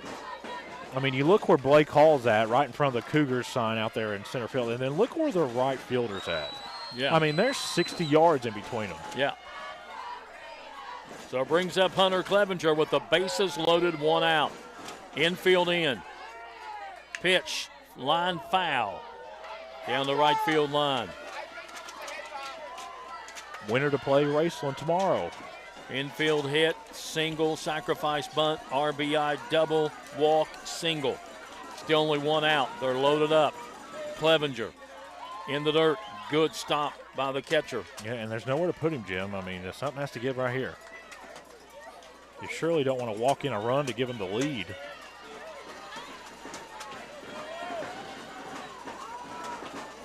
One and one.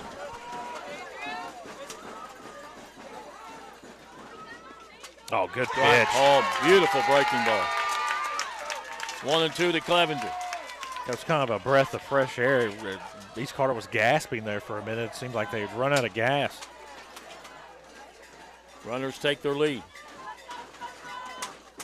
Tom Alonis ready from the stretch, and the 1-2 pitch is upstairs, 2 and 2. That's high. I don't think that was in the zone. I think that was a good ball call right there.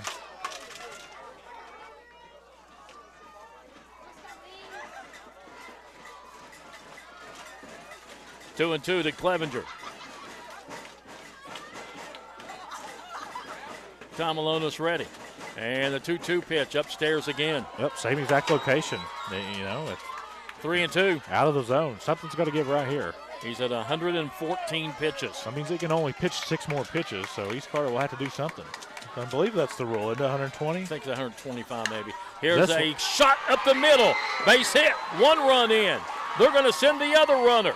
Here comes the throw, and got him. He's out. Got him. What a throw there by Blake Hall from center field. The damage done. Greenup with the lead. What a great tag by the catcher, Barker. I mean, a great throw and a great tag. So Clevenger with an RBI single to center brings home Boggs. And then Hunt trying to score is thrown out. 7-2 for out number 2. What a game. And Underwood swings and misses at the first one. He has flown out to right center, flown out to center, and walked. You still have runners at first and second with 2 outs. You think that, Jeremiah, with a win, they're hoping that they might be able to save Skaggs tomorrow. And if you're Greenup, you're, like you said to everybody. So, with Tom Alonis entering that final last couple pitches, who do you put in?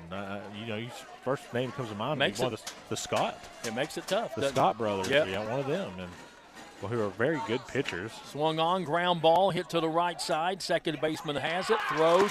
That'll end the inning.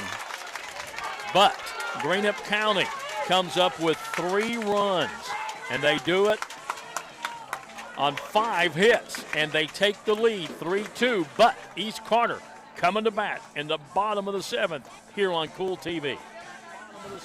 What a game. Lewis Family Care on Midland Trail in Ashland is board certified. Family medicine, primary care clinic, accepting new patients. If it's osteopathic, manipulative therapy you need, see Dr. Matthew T. Lewis, D.O. For other family medical needs, see Eilena Boggs, PRN. Call 606-928-7755 for the caring, professional, board certified medical practitioners at Lewis Family Care, your primary care clinic, 6572 Midland Trail Road, Ashland. That's 606-928-7755. Success comes with teamwork. At Bluegrass Community Federal Credit Union, we have one goal, one team, with people helping people. Bluegrass Community Federal Credit Union salutes all the athletes who strive to be their best, as do all your friends at Bluegrass Community Federal Credit Union. 2321 Carter Avenue, Ashland. Bluegrass Community Federal Credit Union. Member NCUA and an equal housing lender. Promote your brand, idea, event, or organization with area advertising. As a locally owned company in Ashland, we've been providing full personalized marketing services and products to customers across the tri-state area since 1975. We offer exceptional advertising and graphic design solutions, from screen printing, embroidery, and laser engraving to banners, signs, trophies, and other customizable promotional items. At Area Advertising, our business is making your business look better. Contact us today.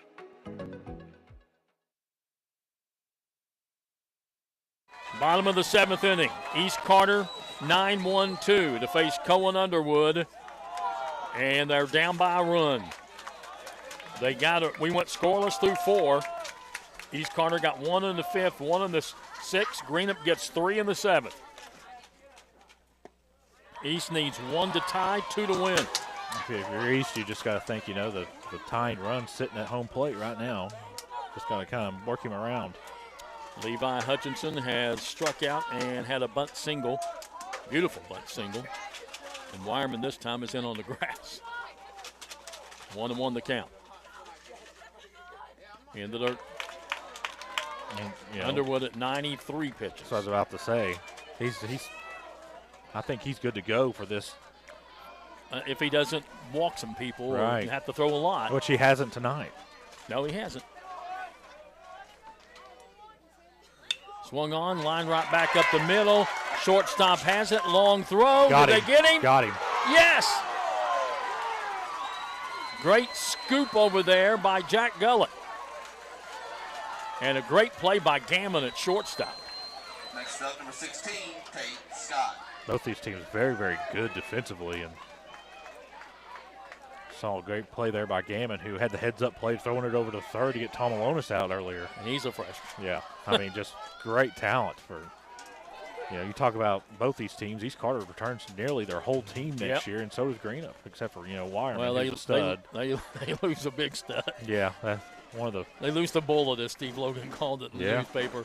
Here's a pop-up foul by Tate Scott, who has lined out, walked, and had a sacrifice bunt. Yeah, Wireman, one of the better underrated players in the 16th region. I mean, he has to be in consideration for 16th region player of the year, really. Yeah, pitching and hitting. Yeah. Plays a pretty good third base. Yeah.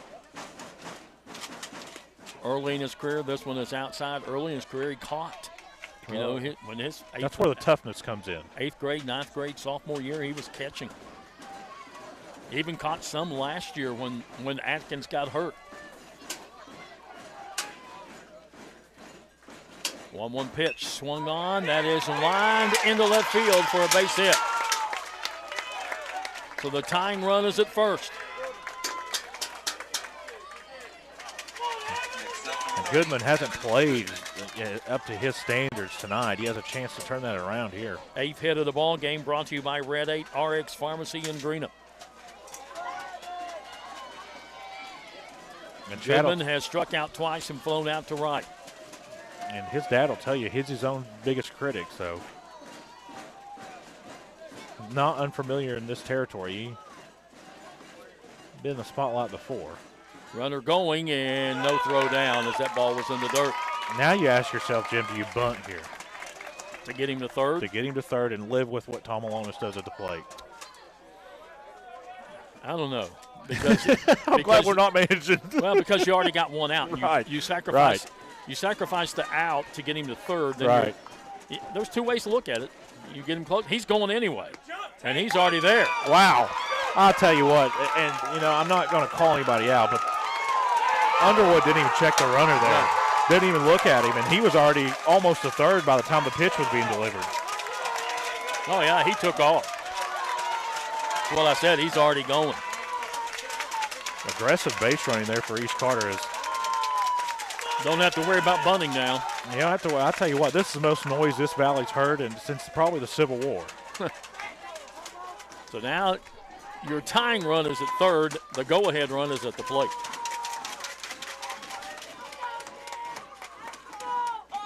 Oh. Fly ball, center field.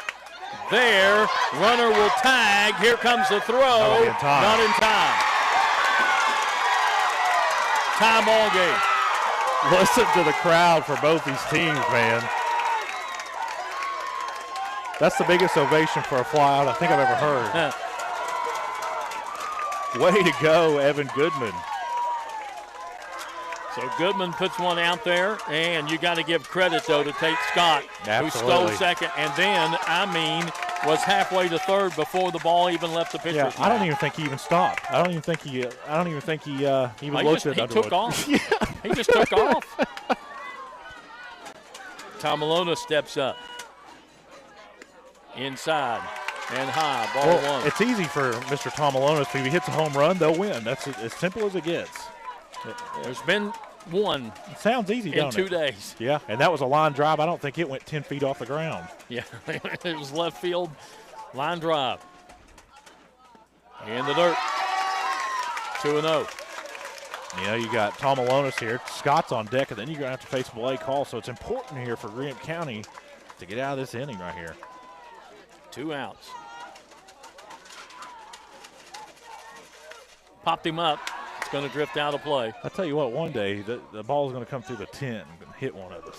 Yeah, I think the tent's sturdy enough to hold it. I don't know. We haven't tested it, thank God, but all you have to do is park Dickie Tiller's car underneath here, and it hit it.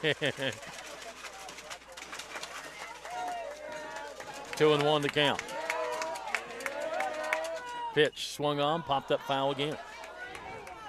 2-2. You know, you look around, if you look over here to my right, all the Greenup County fans are on their feet. It's not because they're cheering on the Greenup County, which they have been all game. It's because the anxiety will not let them sit down. Both of these coaches have big decisions to make next inning if we go to extra innings. So. Well, extra innings is a guarantee or you know, a win right here by East Carter. 2-2 pitch. Outside, 3-2. Pitch 105. Yeah, I mean, if East Carter, if we go to extra innings, then Jeremiah Shearer's got to think about who he's going to pitch next inning, the bottom of the inning. Steve Logan's got to think about it because I think Underwood's probably at his max at 105. He's now at 106. I think you look at maybe Tate Scott or Ty Scott coming in and pitching for East Carter. And, it's anybody's guess who Coach Logan's going to put in if we go into extra innings. And here comes Scott. That is the third walk given up. He walked one in the second, one in the third, and had not walked anybody's intentional walk in the sixth. So it's the fourth walk. But one of them was intentional. And it brings up Ty Scott, who has walked, had an infield hit, and a sacrifice bunt. Tomalonis at first. 2 down. Strike call. Ooh, that looked a little outside from over here. Of course, I'm not behind the plate though. 0-1. East Carter didn't like the call, that's for sure.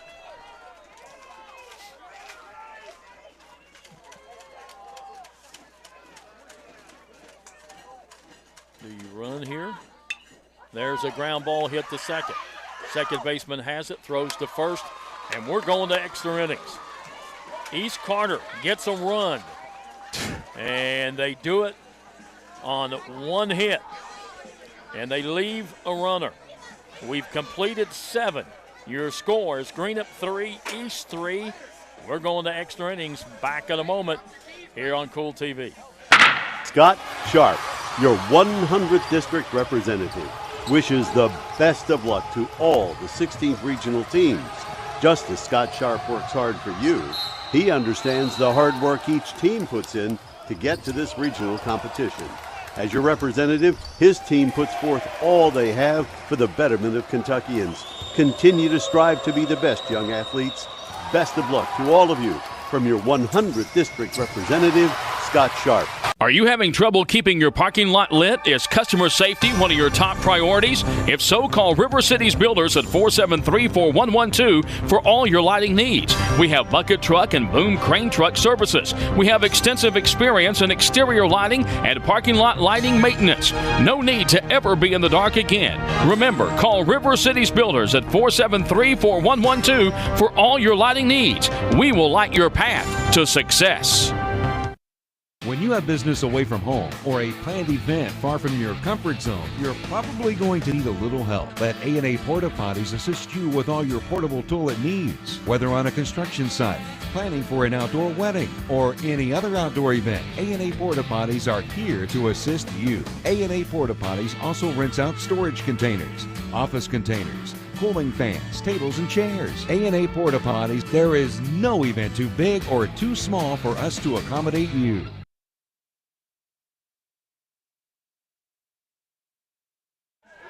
Tom Alonis is finished. He goes 7, gives up 3 runs, 10 hits. He walked 4, struck out 2. And, something that you mentioned and we talked a little bit about in the pregame is we thought this would be a pitcher's duel, and it sure was. Underwood came in and he pitched phenomenal, and so did Tom Alonis. Connor Skaggs is coming in to pitch for East Carter. Skaggs, in 42 innings, has given up 28 hits, 34 runs, 22 of them earned, 43 strikeouts, 29 walks, 3.67 ERA. Nice looking breaking ball right there. First pitch to Gullett is a strike. I believe that we might have to get a space heater for too long. I'm going to go out to the car and get a jacket, which I brought. Going to the car here in Morgan County is about a 15-minute round mine's trip. right over here. Oh, okay, you got special treatment. Gullett swings and misses. Skaggs ready, and he swings and misses. Struck him out 3 pitches. Wow. First strikeout for Gullett and a third for East Carter pitching. Strikeout brought to you by Papa John's Pizza of Grayson and Flatwoods. Brings up Bradley Atkins. Atkins has flown out to right, grounded out to second, had an infield hit, and scored last inning. I don't think Skaggs is somebody I'd try to make mad. He's a big boy out there. He's a big boy. And a swing and a miss, strike 1. Man, he keeps that ball real close to his chest and kind of whips it out at the last second. I think it's confusing the Greenup County batters so far.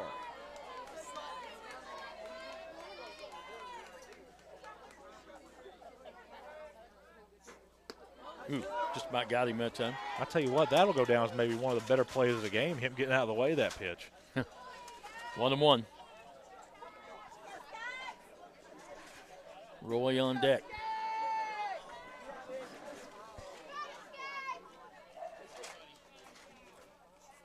Swing and a miss, 1-2. All the bombs, you can tell who the parents or the players are, or the players' parents. All you got to do is look around, and they're all standing.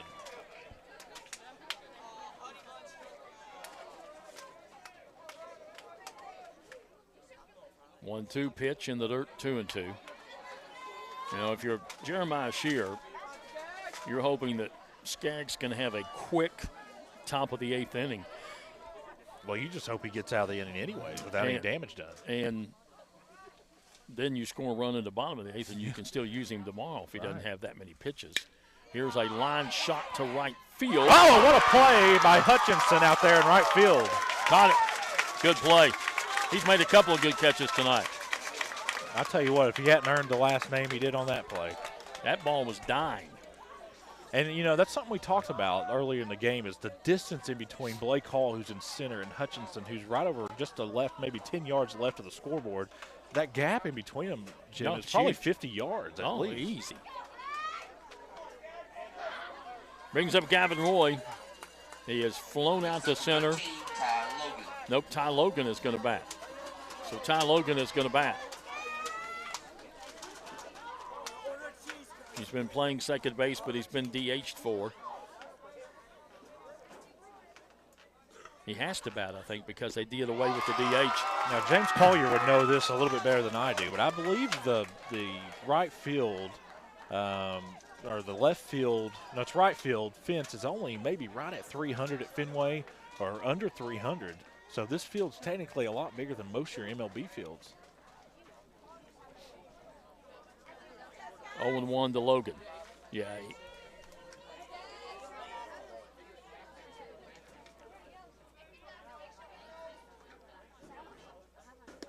Strike 2. Wow, I mean, kudos to Skaggs coming in and in a tough spot. Everybody's kind of got their big boy pants on right now, Jim. They've got to step up, and why not put one of your seniors on the mound and try to lift your team into the regional finals? 0-2 to count to Logan. And he swings and he grounds it to second. Second baseman has it, throws, 1-2-3 inning. We go to the bottom half of the 8th inning. It's a 3-3 ball game here on Cool TV. Where does your money go? When you bank with us, your deposit becomes your neighbor's loan. A real estate agent sells a house. They get a commission. They deposit it with us. We use it to make an auto loan to one of our customers. Hometown people helping each other grow. That's what it's all about. First and People's Bank and Trust Company, member FDIC. We are the home office. JD Flooring, 2017 Ashland Road Greenup has been family owned and operated for over 30 years, featuring top-of-the-line material, guaranteed installation, and absolutely no one can beat JD Flooring's price. Need to replace your current flooring in one room or the entire house? Call JD Flooring in Greenup, 606-473-0411 for a free estimate. A call can get your house ready for any occasion. You'll absolutely love your new flooring from JD Flooring, 2017 Ashland Road, Greenup. The Tri-State's best gun and ammo store. The best fishing and archery department in the Tri-State, along with a full collection of benchmark and case knives.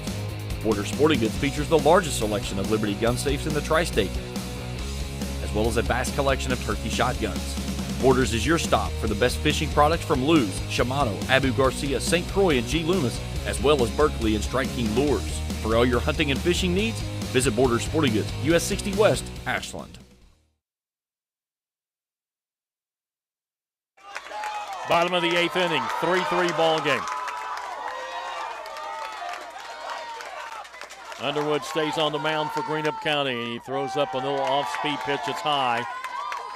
That was maybe it looked like a little bit of fatigue windup right there. It was just like a nonchalant. It was almost like a warm-up pitch. Blake Hall at the plate. In the dirt, 2-0. Blake Hall's not one guy that you want to hang a breaking ball over the plate. Like I said, if there was 2 guys on the field, Logan's going to come out to the mound, Jim. Yeah, we might see a pitching change. A lot of times he'll send and Greg used to do the same thing. He'll send the guy back out who's begged to go back out and see if he can do it. But sees a couple of pitches that, like those 2 pitches. I believe that's Gammon he gave the ball to. Gammon could come in. Yeah, Gammon's a good pitcher. So he is going to make a pitching change.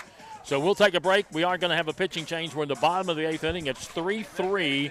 And Gammon is going to come in, I believe, in relief of Cohen Underwood. So we'll come back in just a moment here on Cool TV. Mike's Sporting Goods is here for all your sporting goods and uniform needs, whether it be youth leagues, travel, middle or high school sports. We are your team specialty store. We offer custom uniforms at competitive prices, along with any equipment you may need, such as bats, gloves, helmets, shoulder pads, balls, Letterman jackets, custom patches, or anything in between. Let us supply your sporting good needs. Call us at 606-393-3050 or stop into Mike's Sporting Goods, 224 9th Street, Ashland. Let us be your team specialty store.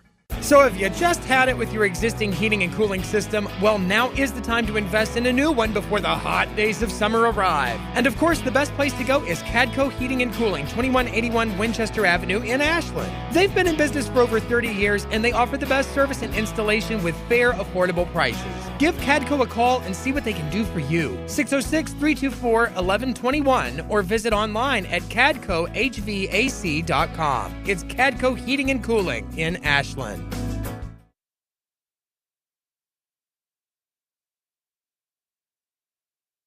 Got Gammon coming in to pitch. And we've got, I think Hunt went to shortstop. And the first pitch is a fly ball down the right field line. Tough play. And it's in foul territory. Nobody can get there. You talk about Gammon, another young talent there on that Greenup County squad. So Underwood goes 7 and a couple of pitches. He gives up 3 runs, 8 hits, walked 4, struck out 4.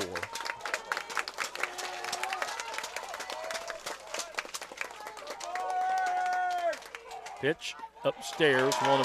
Yeah, I'm going to brag on Underwood here a little bit, Jim. A guy that, at times during the regular season struggled with a little bit of consistency. He comes in here in the regional semifinals and pitches phenomenal.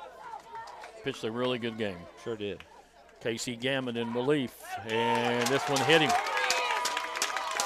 There's ball 4. No, thought it hit him.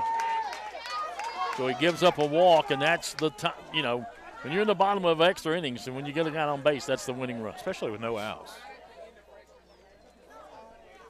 And I tell you, there's a lot of, you talked about the bleacher space here in Morgan County, how good the bleachers are and stuff. Well, they're not being used. They're just being used to stand on at this point. We got about 300 or 400 people here, and everybody's on their feet. Oh, it's close. Throw over and very close. We've seen that in the first game where Round County got caught sleeping over there a couple of times. Yes. And then Mr. Shore was able to make them pay, who pitched a phenomenal game for the Rams earlier today. So it's the 5th walk given up by Greenup County pitching, the first by Gammon. And it brings up Barker to the plate. He has singled, grounded out, and been intentionally walked. Very aggressive in the box. You wouldn't expect anything different from your catcher, though. Throw over, runner back. Every time they throw over there, you kind of hold your breath, especially when you got somebody on base as fast as Blake Hall. The ball gets passed. Runner going. Here's the throw, and it's in the dirt. He's there. Yeah, Blake just likes the belly slide just for it. He just does it just to do it. Stolen base. Now you bunt for sure, Jim. The winning run at second.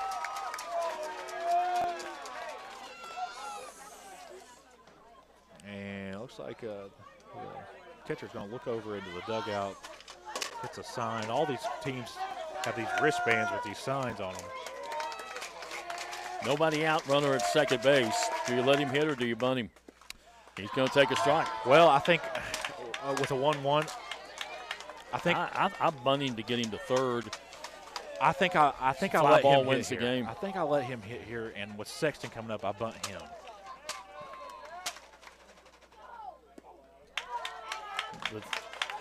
The trouble is, if he gets an out, then the bunt doesn't help you with a fly ball with the next guy coming Barker hit one in the gap earlier today, though. If he hits one in the gap here, the game's over. Oh, absolutely. He gets a base hit of any kind. Good Here's breaking ball. Wow. Really good pitch there by Gammon. 2-2.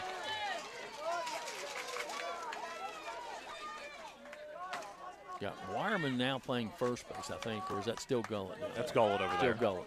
Yeah, Wireman still at third. Caden Hunt came into play short. I'll tell you what, that breaking ball. Missed. Listen, I'm not even sitting in the plate, but that breaking ball froze me, and we're about, 30 feet from the plate? 3-2 to count. That was a good pitch. Really. He can't take that again. I think Barker knows that.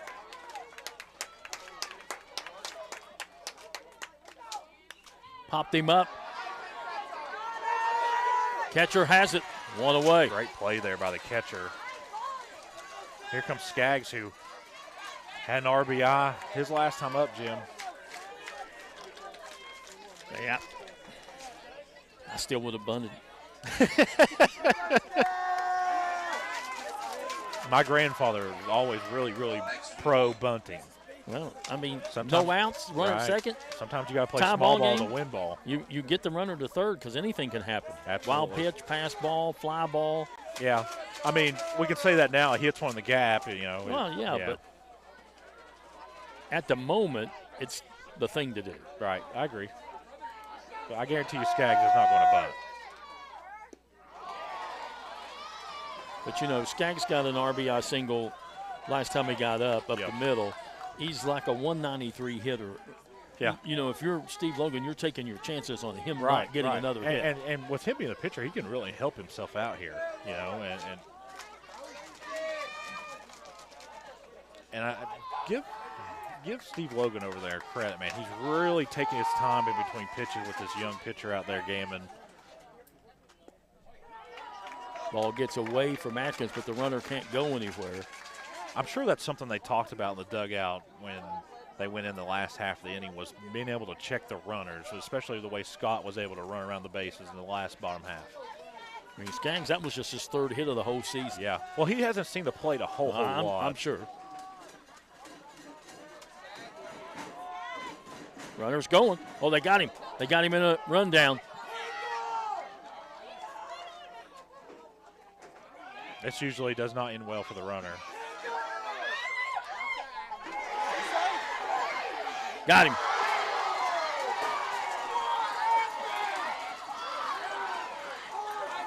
And no. Well, our view was kind of blocked there. It seemed like it was kind of a delayed act. I saw the umpire make the call. They got him? Oh, yeah. And Jeremiah Shearer didn't question it at all. Well, you know, when you play with fire, sometimes you get burnt. Good play there by Gaiman. So now you got 2 outs. You would have had a runner at third if you bunted. I'm just saying. And now they need to pause the game because somebody's pulling out or pulling in. I tell you what, the lights on these vehicles they make these days are enough to put on a helicopter. So now the bases are empty with 2 outs. Well, no pressure on Skaggs then. And we're talking about going to the 9th. We might be here all night. We might have to just stay here. Well, they got a motel here. Well, I'll tell you, go to Moorhead. Braxton may just start charging us rent, and that's okay. I think we'll go stay in Moorhead and eat at the Cracker Barrel and come home in the morning. Yeah, maybe they got the new steakhouse open over there. They do, I think. They do? Yeah. We were going to eat there before. Sure, it's not open at midnight tonight, though. Well, they might if they Huddle House is, though. Yeah. 2-2 pitch in the dirt. I can take Austin to the Huddle House. Well, I think Austin would be okay with anything. Of course, we're talking about our producer, Austin, who's done a phenomenal job these last 2 days. And we kind of had some internet trouble at the beginning of yesterday, and he kept his composure and got us up and running. Pitch, swing, and a foul. Oh, it's going to hit our tent, I think. Nope, back behind us. Oh. Count stays 3-2 to Skaggs. A walk, a stolen base, a pop-up to the catcher, and then the runner at second got picked off. There's 2 down, nobody on. Of course, we want to thank Kent, who stood here for all day yesterday and half of today, and with you, and then Jeff Irwin over there. Pitch, swing and a miss, struck him out. Have to tag him out. They do. Gammon gets a strikeout. Brought to you by Papa John's Pizza of Grayson and Flatwoods. And in the 8th inning, East Carter, no runs. We go to the 9th. We're still tied 3-3 on Cool TV. I'm April Perry, the CEO of Kentucky Farmers Bank. On average, our employees have been with Kentucky Farmers Bank for over 10 years, and that is important to you and us. We want you to know who you are dealing with. Whether you are financing a new home, buying a car, or remodeling your kitchen, Kentucky Farmers Bank is the better bank for all your needs. Kentucky Farmers Bank, the better bank for all your financial needs since 1931. Located in Ashland, Summit, and Catlettsburg. KentuckyFarmersBank.com. Member FDIC and equal housing lender. JSB Industrial Solutions, Inc. is owned and managed by Shane Wallingford to be a solutions provider for manufacturers tailoring to their specialized needs. It was created with the vision that good communication among all parties will provide the best answer to the problem. From ball mills used in pulverization to custom design of equipment or components, JSB Industrial Solutions, Inc. will gladly work with clients to resolve the issues that are prevalent. Their vision is to make your project their successful business. JSB Industrial Solutions, Tollsboro, Kentucky. Primary Plus is celebrating 40 years of its mission of quality, advanced, affordable health care. With over 11 primary care locations throughout the region, Primary Plus believes in our communities and our patients. The Primary Plus name means primary care plus so much more, offering extended services such as women's health, pediatrics, dental, counseling, diabetes management, infusion services, and on-site pharmacy that offers free delivery. Primary Plus believes in connecting health care for you and your family and is always welcoming new patients. Learn more at primaryplus.net.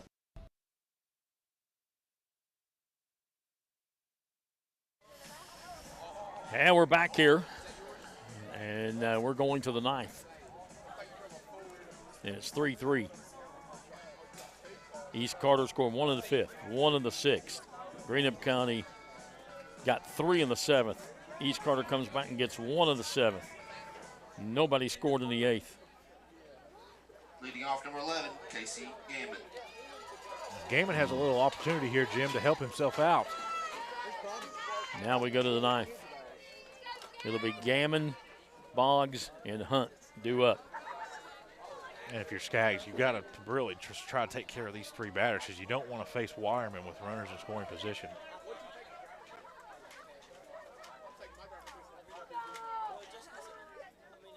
Pitch, fly ball, right field. Right fielder coming over towards the line, foul territory, makes the catch, one away. I'll tell you what, he's been busy over there in right field, and Jeremiah has really scouted the field very well as the way they're shifted. I mean, he's only about, 15 yards off the foul line over there, just maybe 5 yards to the left of the scoreboard. Boggs is 0 for 2. He's popped up to third and struck out. Alexander pinch hit for him the last time in the 7th inning, got that big RBI double.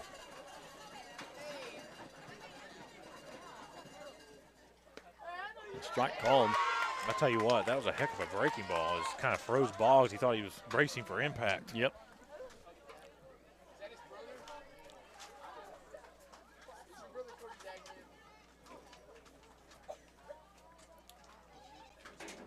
Pitch, bunts at it. I believe that should be a dead ball. And it's going to be a foul. It is a foul ball. It is. He called it foul. Yeah, good thing for East Carter because I think that he would have made it down there. That would have been a tough play. Yeah, Boggs has got speed. It's a good idea to try to bunt himself on, but now he's behind in the count 0-2. Now the depth of each team is really starting to play a factor, especially when you're 2 innings past the regulation. If you're Raceland right now, you got to be happy. Aren't you? Well, I mean, these teams are beating each other up. Well, here's a swing and a ground ball into right field for the base hit. If you're Raceland, I think you want East Carter to win more than Greenup because where you just beat Greenup in district, they're going to be licking their chops and wanting that payback. And if you're East Carter, last time those two teams played, I believe it was a 7-5 win over Raceland. East Carter won. A game that was 7-2 for a very long time. But Raceland shouldn't care who they get. They're just glad they're in the regional finals. And 11th hit of the ball game for Greenup County. 1 on, 1 out. Top of the ninth. See how Skaggs does from the stretch here. It's his first time with anybody on base. Hunts lined out. Hit into a double play. Singled. Walked. Boggs is a guy who can get down to second in a hurry.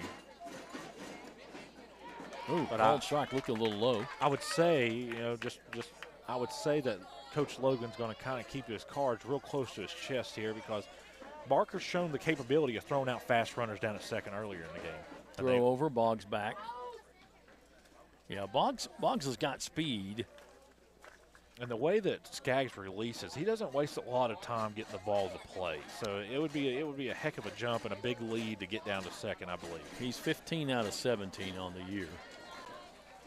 So had pretty good success when he does try to steal. Right. That one's in the dirt, 2-1. But I don't think you take a chance on it right here. Not with 1 out. Because you've got 1 out and you've got Wireman on deck. Right. And I think, I'll be honest with you, Jim, I think the next run will win the game. That's just my personal opinion, whether it comes from obviously East Carter or Greenup. Pitch swung on, fouled down the first baseline. What's the longest game you ever called? 2-2.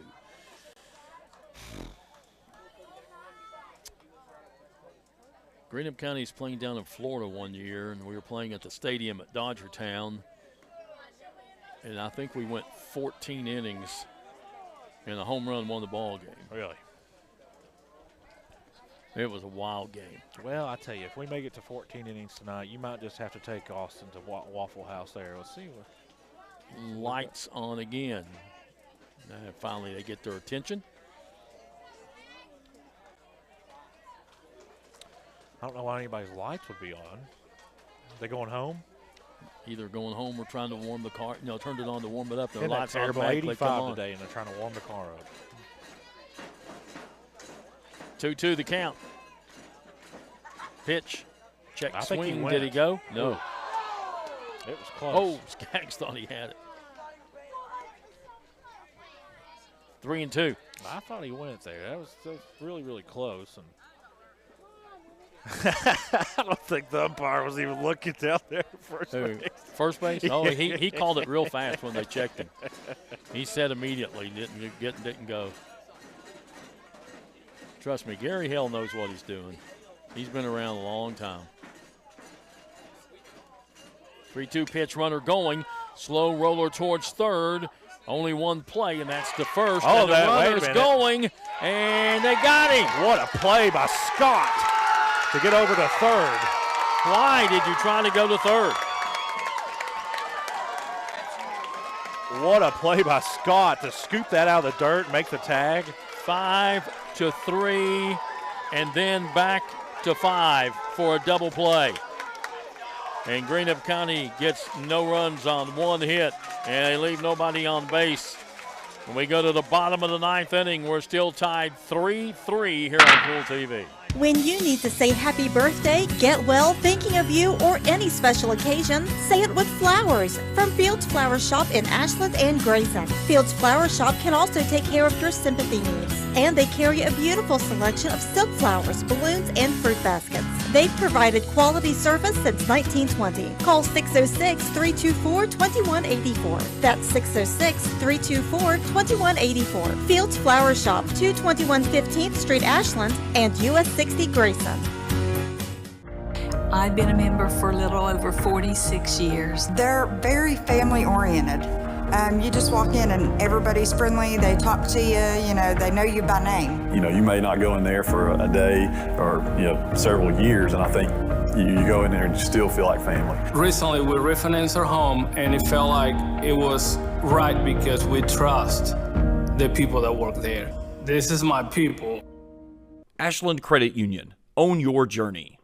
At Tri-State Pawn and Jewelry, not only do we have the best deals, but we also make your purchases easy and convenient with our no-fees layaway program. No fees? Just 10% down, 10% monthly payments for 10 months on any item in our store, excluding new handguns. Tri-State Pawn and Jewelry offers this fantastic layaway program at all 3 of our locations: 4250 Winchester Avenue, Ashland, 519 4th Avenue, Huntington, 522 29th Street, Huntington. Visit Tri-State Pawn and Jewelry today. Quality jewelry for less. Much less.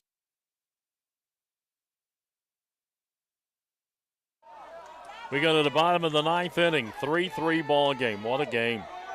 What a game. Scoreless for 4 innings. East Carter gets a run in the 5th, a run in the 6th. Looks hopeless for Greenup County. They get 3 in the 7th. Raceland comes back, gets 1 in the bottom of the 7th to send it to extra innings. Nobody can score in the 8th. Greenup has a runner at second, trying to go to third, thrown out. The inning-ending double play in the 9th. And now the leadoff man for East Carter here in the 9th, Gavin Sexton, is looking at 2-1 from Casey Gammon. Gammon's got a really, really good breaking ball that he can. Yeah, strike called there, and it's 2-2. Just got a message from one of our viewers, and of course it's Lane Hughes, who is an umpire in the 16th region, 15th region. Lewis and Morgan went 16 innings and combined for over 4 runs in the region game not that long ago. Popped up. And Atkins makes the play. Doesn't take the mask off. No, nobody really even knows what he looks like.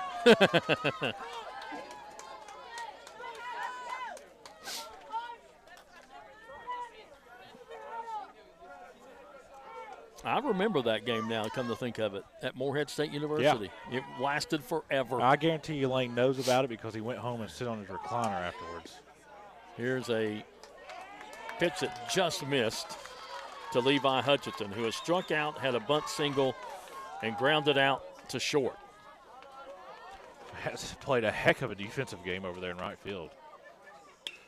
Ground ball to short. Shortstop has it. Long throw, tagged him. Oh, I thought he got there, Jim. Pulled Gullett off of the bag, and he tried to tag him, and the umpire says, nope, he's safe. Steve Logan's going to go out and question Mr. Hell about that. Well, the tag came almost in the center of the back. He said sorry it was in 2019 and 12 innings. Sorry, 2019. Yeah. So I believe that his foot touched the bag because a tag came in almost in the center of the back of Hutchinson, and I believe the foot had already hit. Of course, we can go back and watch it, and I'm just glad we're not umpiring. And yeah, and I don't know. You know, coaches have to go out and make a plead their case, but it's not going to change anything. Sometimes it's not about changing it; it's about getting an explanation. The next call, or getting the next call. Yeah, especially in basketball. You put something in there and you make a thought. Right. So the winning run is down at first base with 1 out again.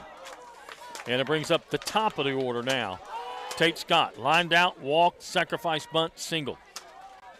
Throw over, runner back. Boy, Gaiman's got a quick trigger on that pickoff play. Will they try to send Hutchinson? Absolutely not. Throw over again. A good job by Gaiman trying to keep him right over as close to first base as he can. And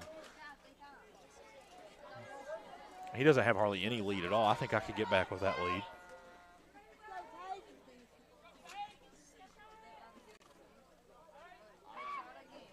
Gammon comes to the plate. I think got him. Hit him. That got him. Sure did. And you wonder if the guy on first kind of frustrated Gammon a little bit, as that breaking ball just really got too much finger on the release and carried inside and got Scott. Now the winning run is at second base. Now, do you bunt him over? I think with one Goodman, out, maybe not. With Goodman at the plate and the speed that he has, I think if he can get it down to third baseline, maybe. See, my thinking changes because if you had no outs, yes, you definitely bunt him over like we had the last time. 1 out, you sacrifice giving up. Now, you get a guy that you can score easier from third. I understand that. But the sacrifice fly into the outfield goes away if you give up a bunt. I don't think he's going to bunt him. I think he's just going to let him go. And this is the And way. he's going to hit this one down the right field line foul. That almost ended the game right there because, you got Hutchinson who's standing on second, and he's got some serious wheels. Well, he scores on that to right field for Absolutely. sure. Goodman is due. And Goodman has a sacrifice fly RBI. He has struck out twice, and he's flown out to right field. East Carter would take a sac fly to advance the runners at this point, I think. 0 for 3. In the dirt. Good Runners going to third. Whoa. Here's the throw. Bad throw. Good play by Wireman, though. And Wireman, keeps that one from going into that's left the field that's and the be the ball game. So now East Carter has runners at second and third on the wild pitch. And time is called. As Wireman trying to comes over to talk to the freshman. Senior leadership right there by Wireman, trying to calm his player down, trying to clean off the ball, make sure everything's good. Now a fly ball wins the ball game. They're going to bring the outfield in. They're going to bring the infield in. He's bringing everybody in because the fly ball wins it. I think if you're East Carter, it would be tough not to win it here and then have to play another inning. Well, you got 1 out and runners at second and third. Right.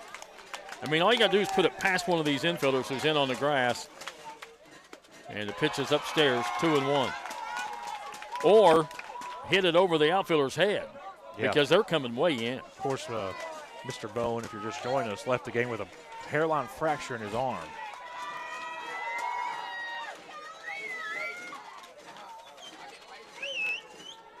Well, what an experience for Gammon, though, no matter what happens. What a Strike. great pitch. I mean, he's just got a phenomenal breaking ball, Jim. I mean, what an experience for a kid this young for the future, been in this situation. I mean, there's a lot of really good talent coming up from almost every school in the 16th region.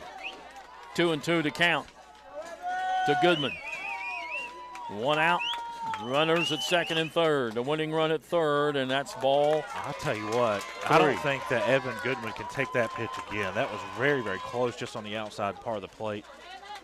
I think, Jim, just a guess, I think he's swinging here no matter what. 3-2? Yes. I think this will be a breaking ball. He saw it. Oh, walked him. Now you got Tom Alonis, who has a chance to win the game for himself here. He would still get the win, I believe, don't you think? Second walk given up by Gammon and the 6th by Greenup County pitching. They're loaded up. And Tom Malonis, let's see, he went out with the game tied 3-3. So, no, he would not get the win. He wouldn't get the loss either. He's out of the question. Yeah. Both the starting pitchers. So, if you're Greenup County, the best thing could happen to ground ball. Gives you a chance to turn 2 and get out of this inning. I believe he's going to pull Gaiman out here. By rule, he has to if this is his second mound visit here. I don't think he went out there before. Not with Gaiman, did he? Maybe not. And it's just he wants to talk to everybody. He's bringing the whole team in. Right. Very good coaching here by Coach Logan. I mean, everybody's coming in. This is a major except for timeout. the left fielder. Left fielder's still out there. Is he? Yeah. He's standing out there in left field. I can't see. I believe that's Clevenger out there, isn't it? It is. I didn't see him come in. Now Underwood's going back.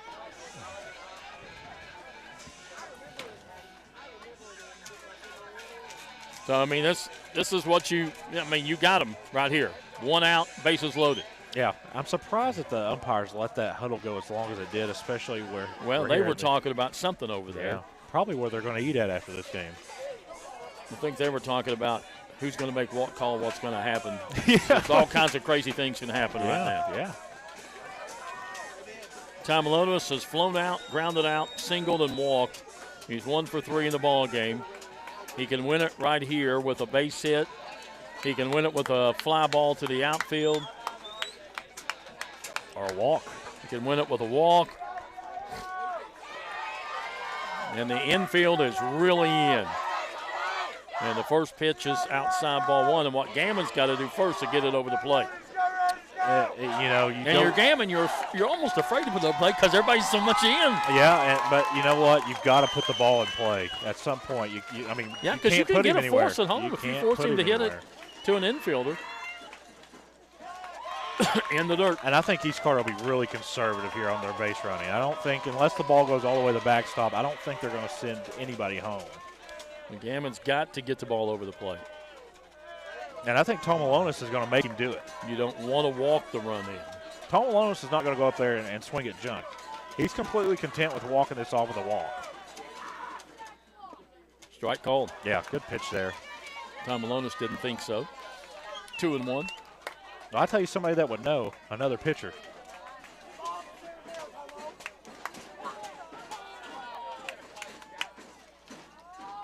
Swung on, popped up. Worst thing that could happen. Gullett makes the play. Worst thing for East Carter, best thing for Greenup. Oh, they went home and he's got it. Scored! East Carter tagged. They didn't even know he tagged from third. He's safe at home. They're going to appeal the tag. No, he's safe. He tagged up. East Carter walked it off. Just did they call him safe? Yep. Just wasn't paying attention there at first base. What a play. What a play to end the ball game. A pop up to first, and the runner scores. Tate Scott comes in. That's a sacrifice pop-up. I've been listening to you on the radio. Who's going to pitch tomorrow? The sacrifice pop-up. They ain't here. Whoa.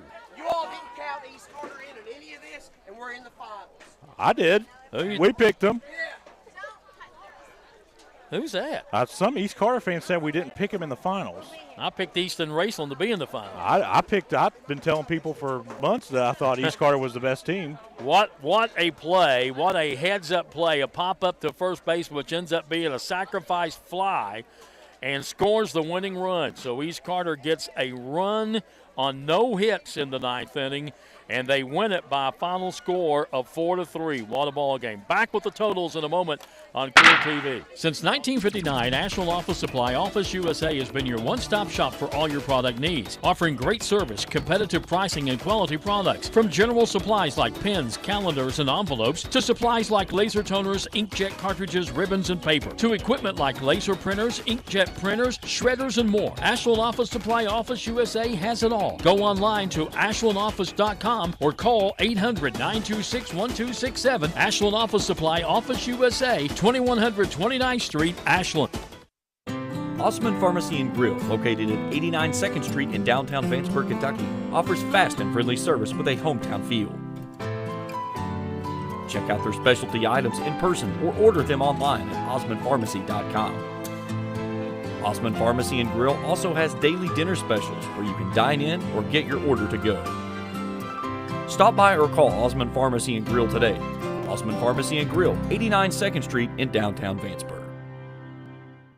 You hear the words banking convenience. Well, at Citizens Bank of Kentucky, we take it to the next step. 24 hours a day, 365 days a year with our new ATMs. To make a deposit, follow the easy steps. The Citizens Bank of Kentucky ATM will accept your deposits, and you can deposit cash and checks at the same time. Citizens Bank of Kentucky, the right bank for your life.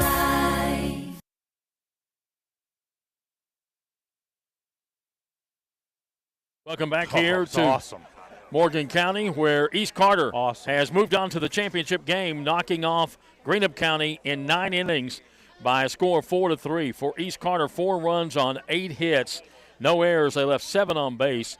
For Greenup County, 3 runs on 11 hits, no errors. They leave 8 on base.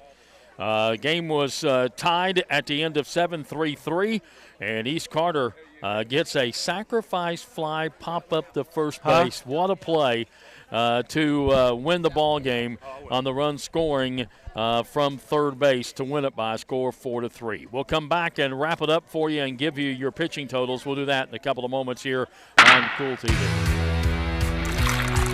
For those on the go, the smoothie connoisseur, the break room favorite, and for those that just never quite have it all, Clark's has what you need to keep your day on track. Make life easier and keep your busy schedule moving forward with everything you need at Clark's. Clark's Pump and Shop. Return, refresh, refuel.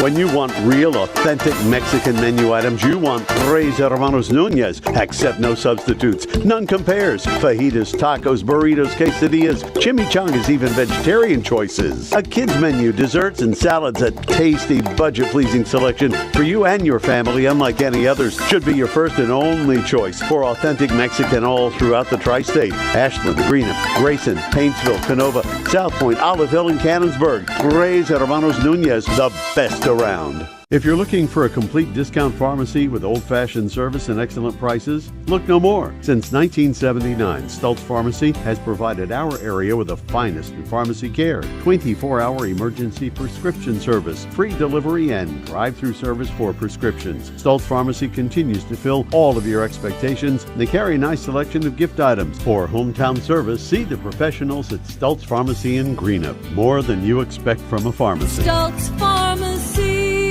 Stop wishing you were debt-free. Start consolidating. Members Choice Credit Union is committed to helping you take control of your finances this new year. And all it takes is a personal loan.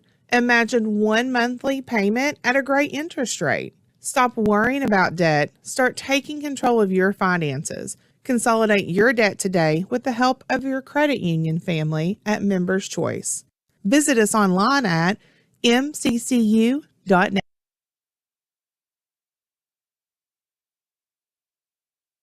We're back here at Morgan County, where East Carter has defeated Greenup County by a final score of 4-3. Andrew Tomalonis goes 7 innings, gives up 3 runs, 10 hits, walked 4, struck out 2. Connor Skaggs goes 2 innings, no runs, 1 hit, walked 2, and struck out 1. For Greenup County, Colin Underwood goes 7+, gives up 3 runs, 8 hits, walked 4, struck out 4. Casey Gammon goes 2 innings, gives up 1 run, no hits. He walked 2, and he struck out 1. Gammon takes the loss. Skaggs gets the win. East Carter improves to 28-5. Greenup County closes out the season at 19-20. So East Carter and Raceland will play for the championship tomorrow at 7 o'clock. We'll be on the air with the pregame around 6:50.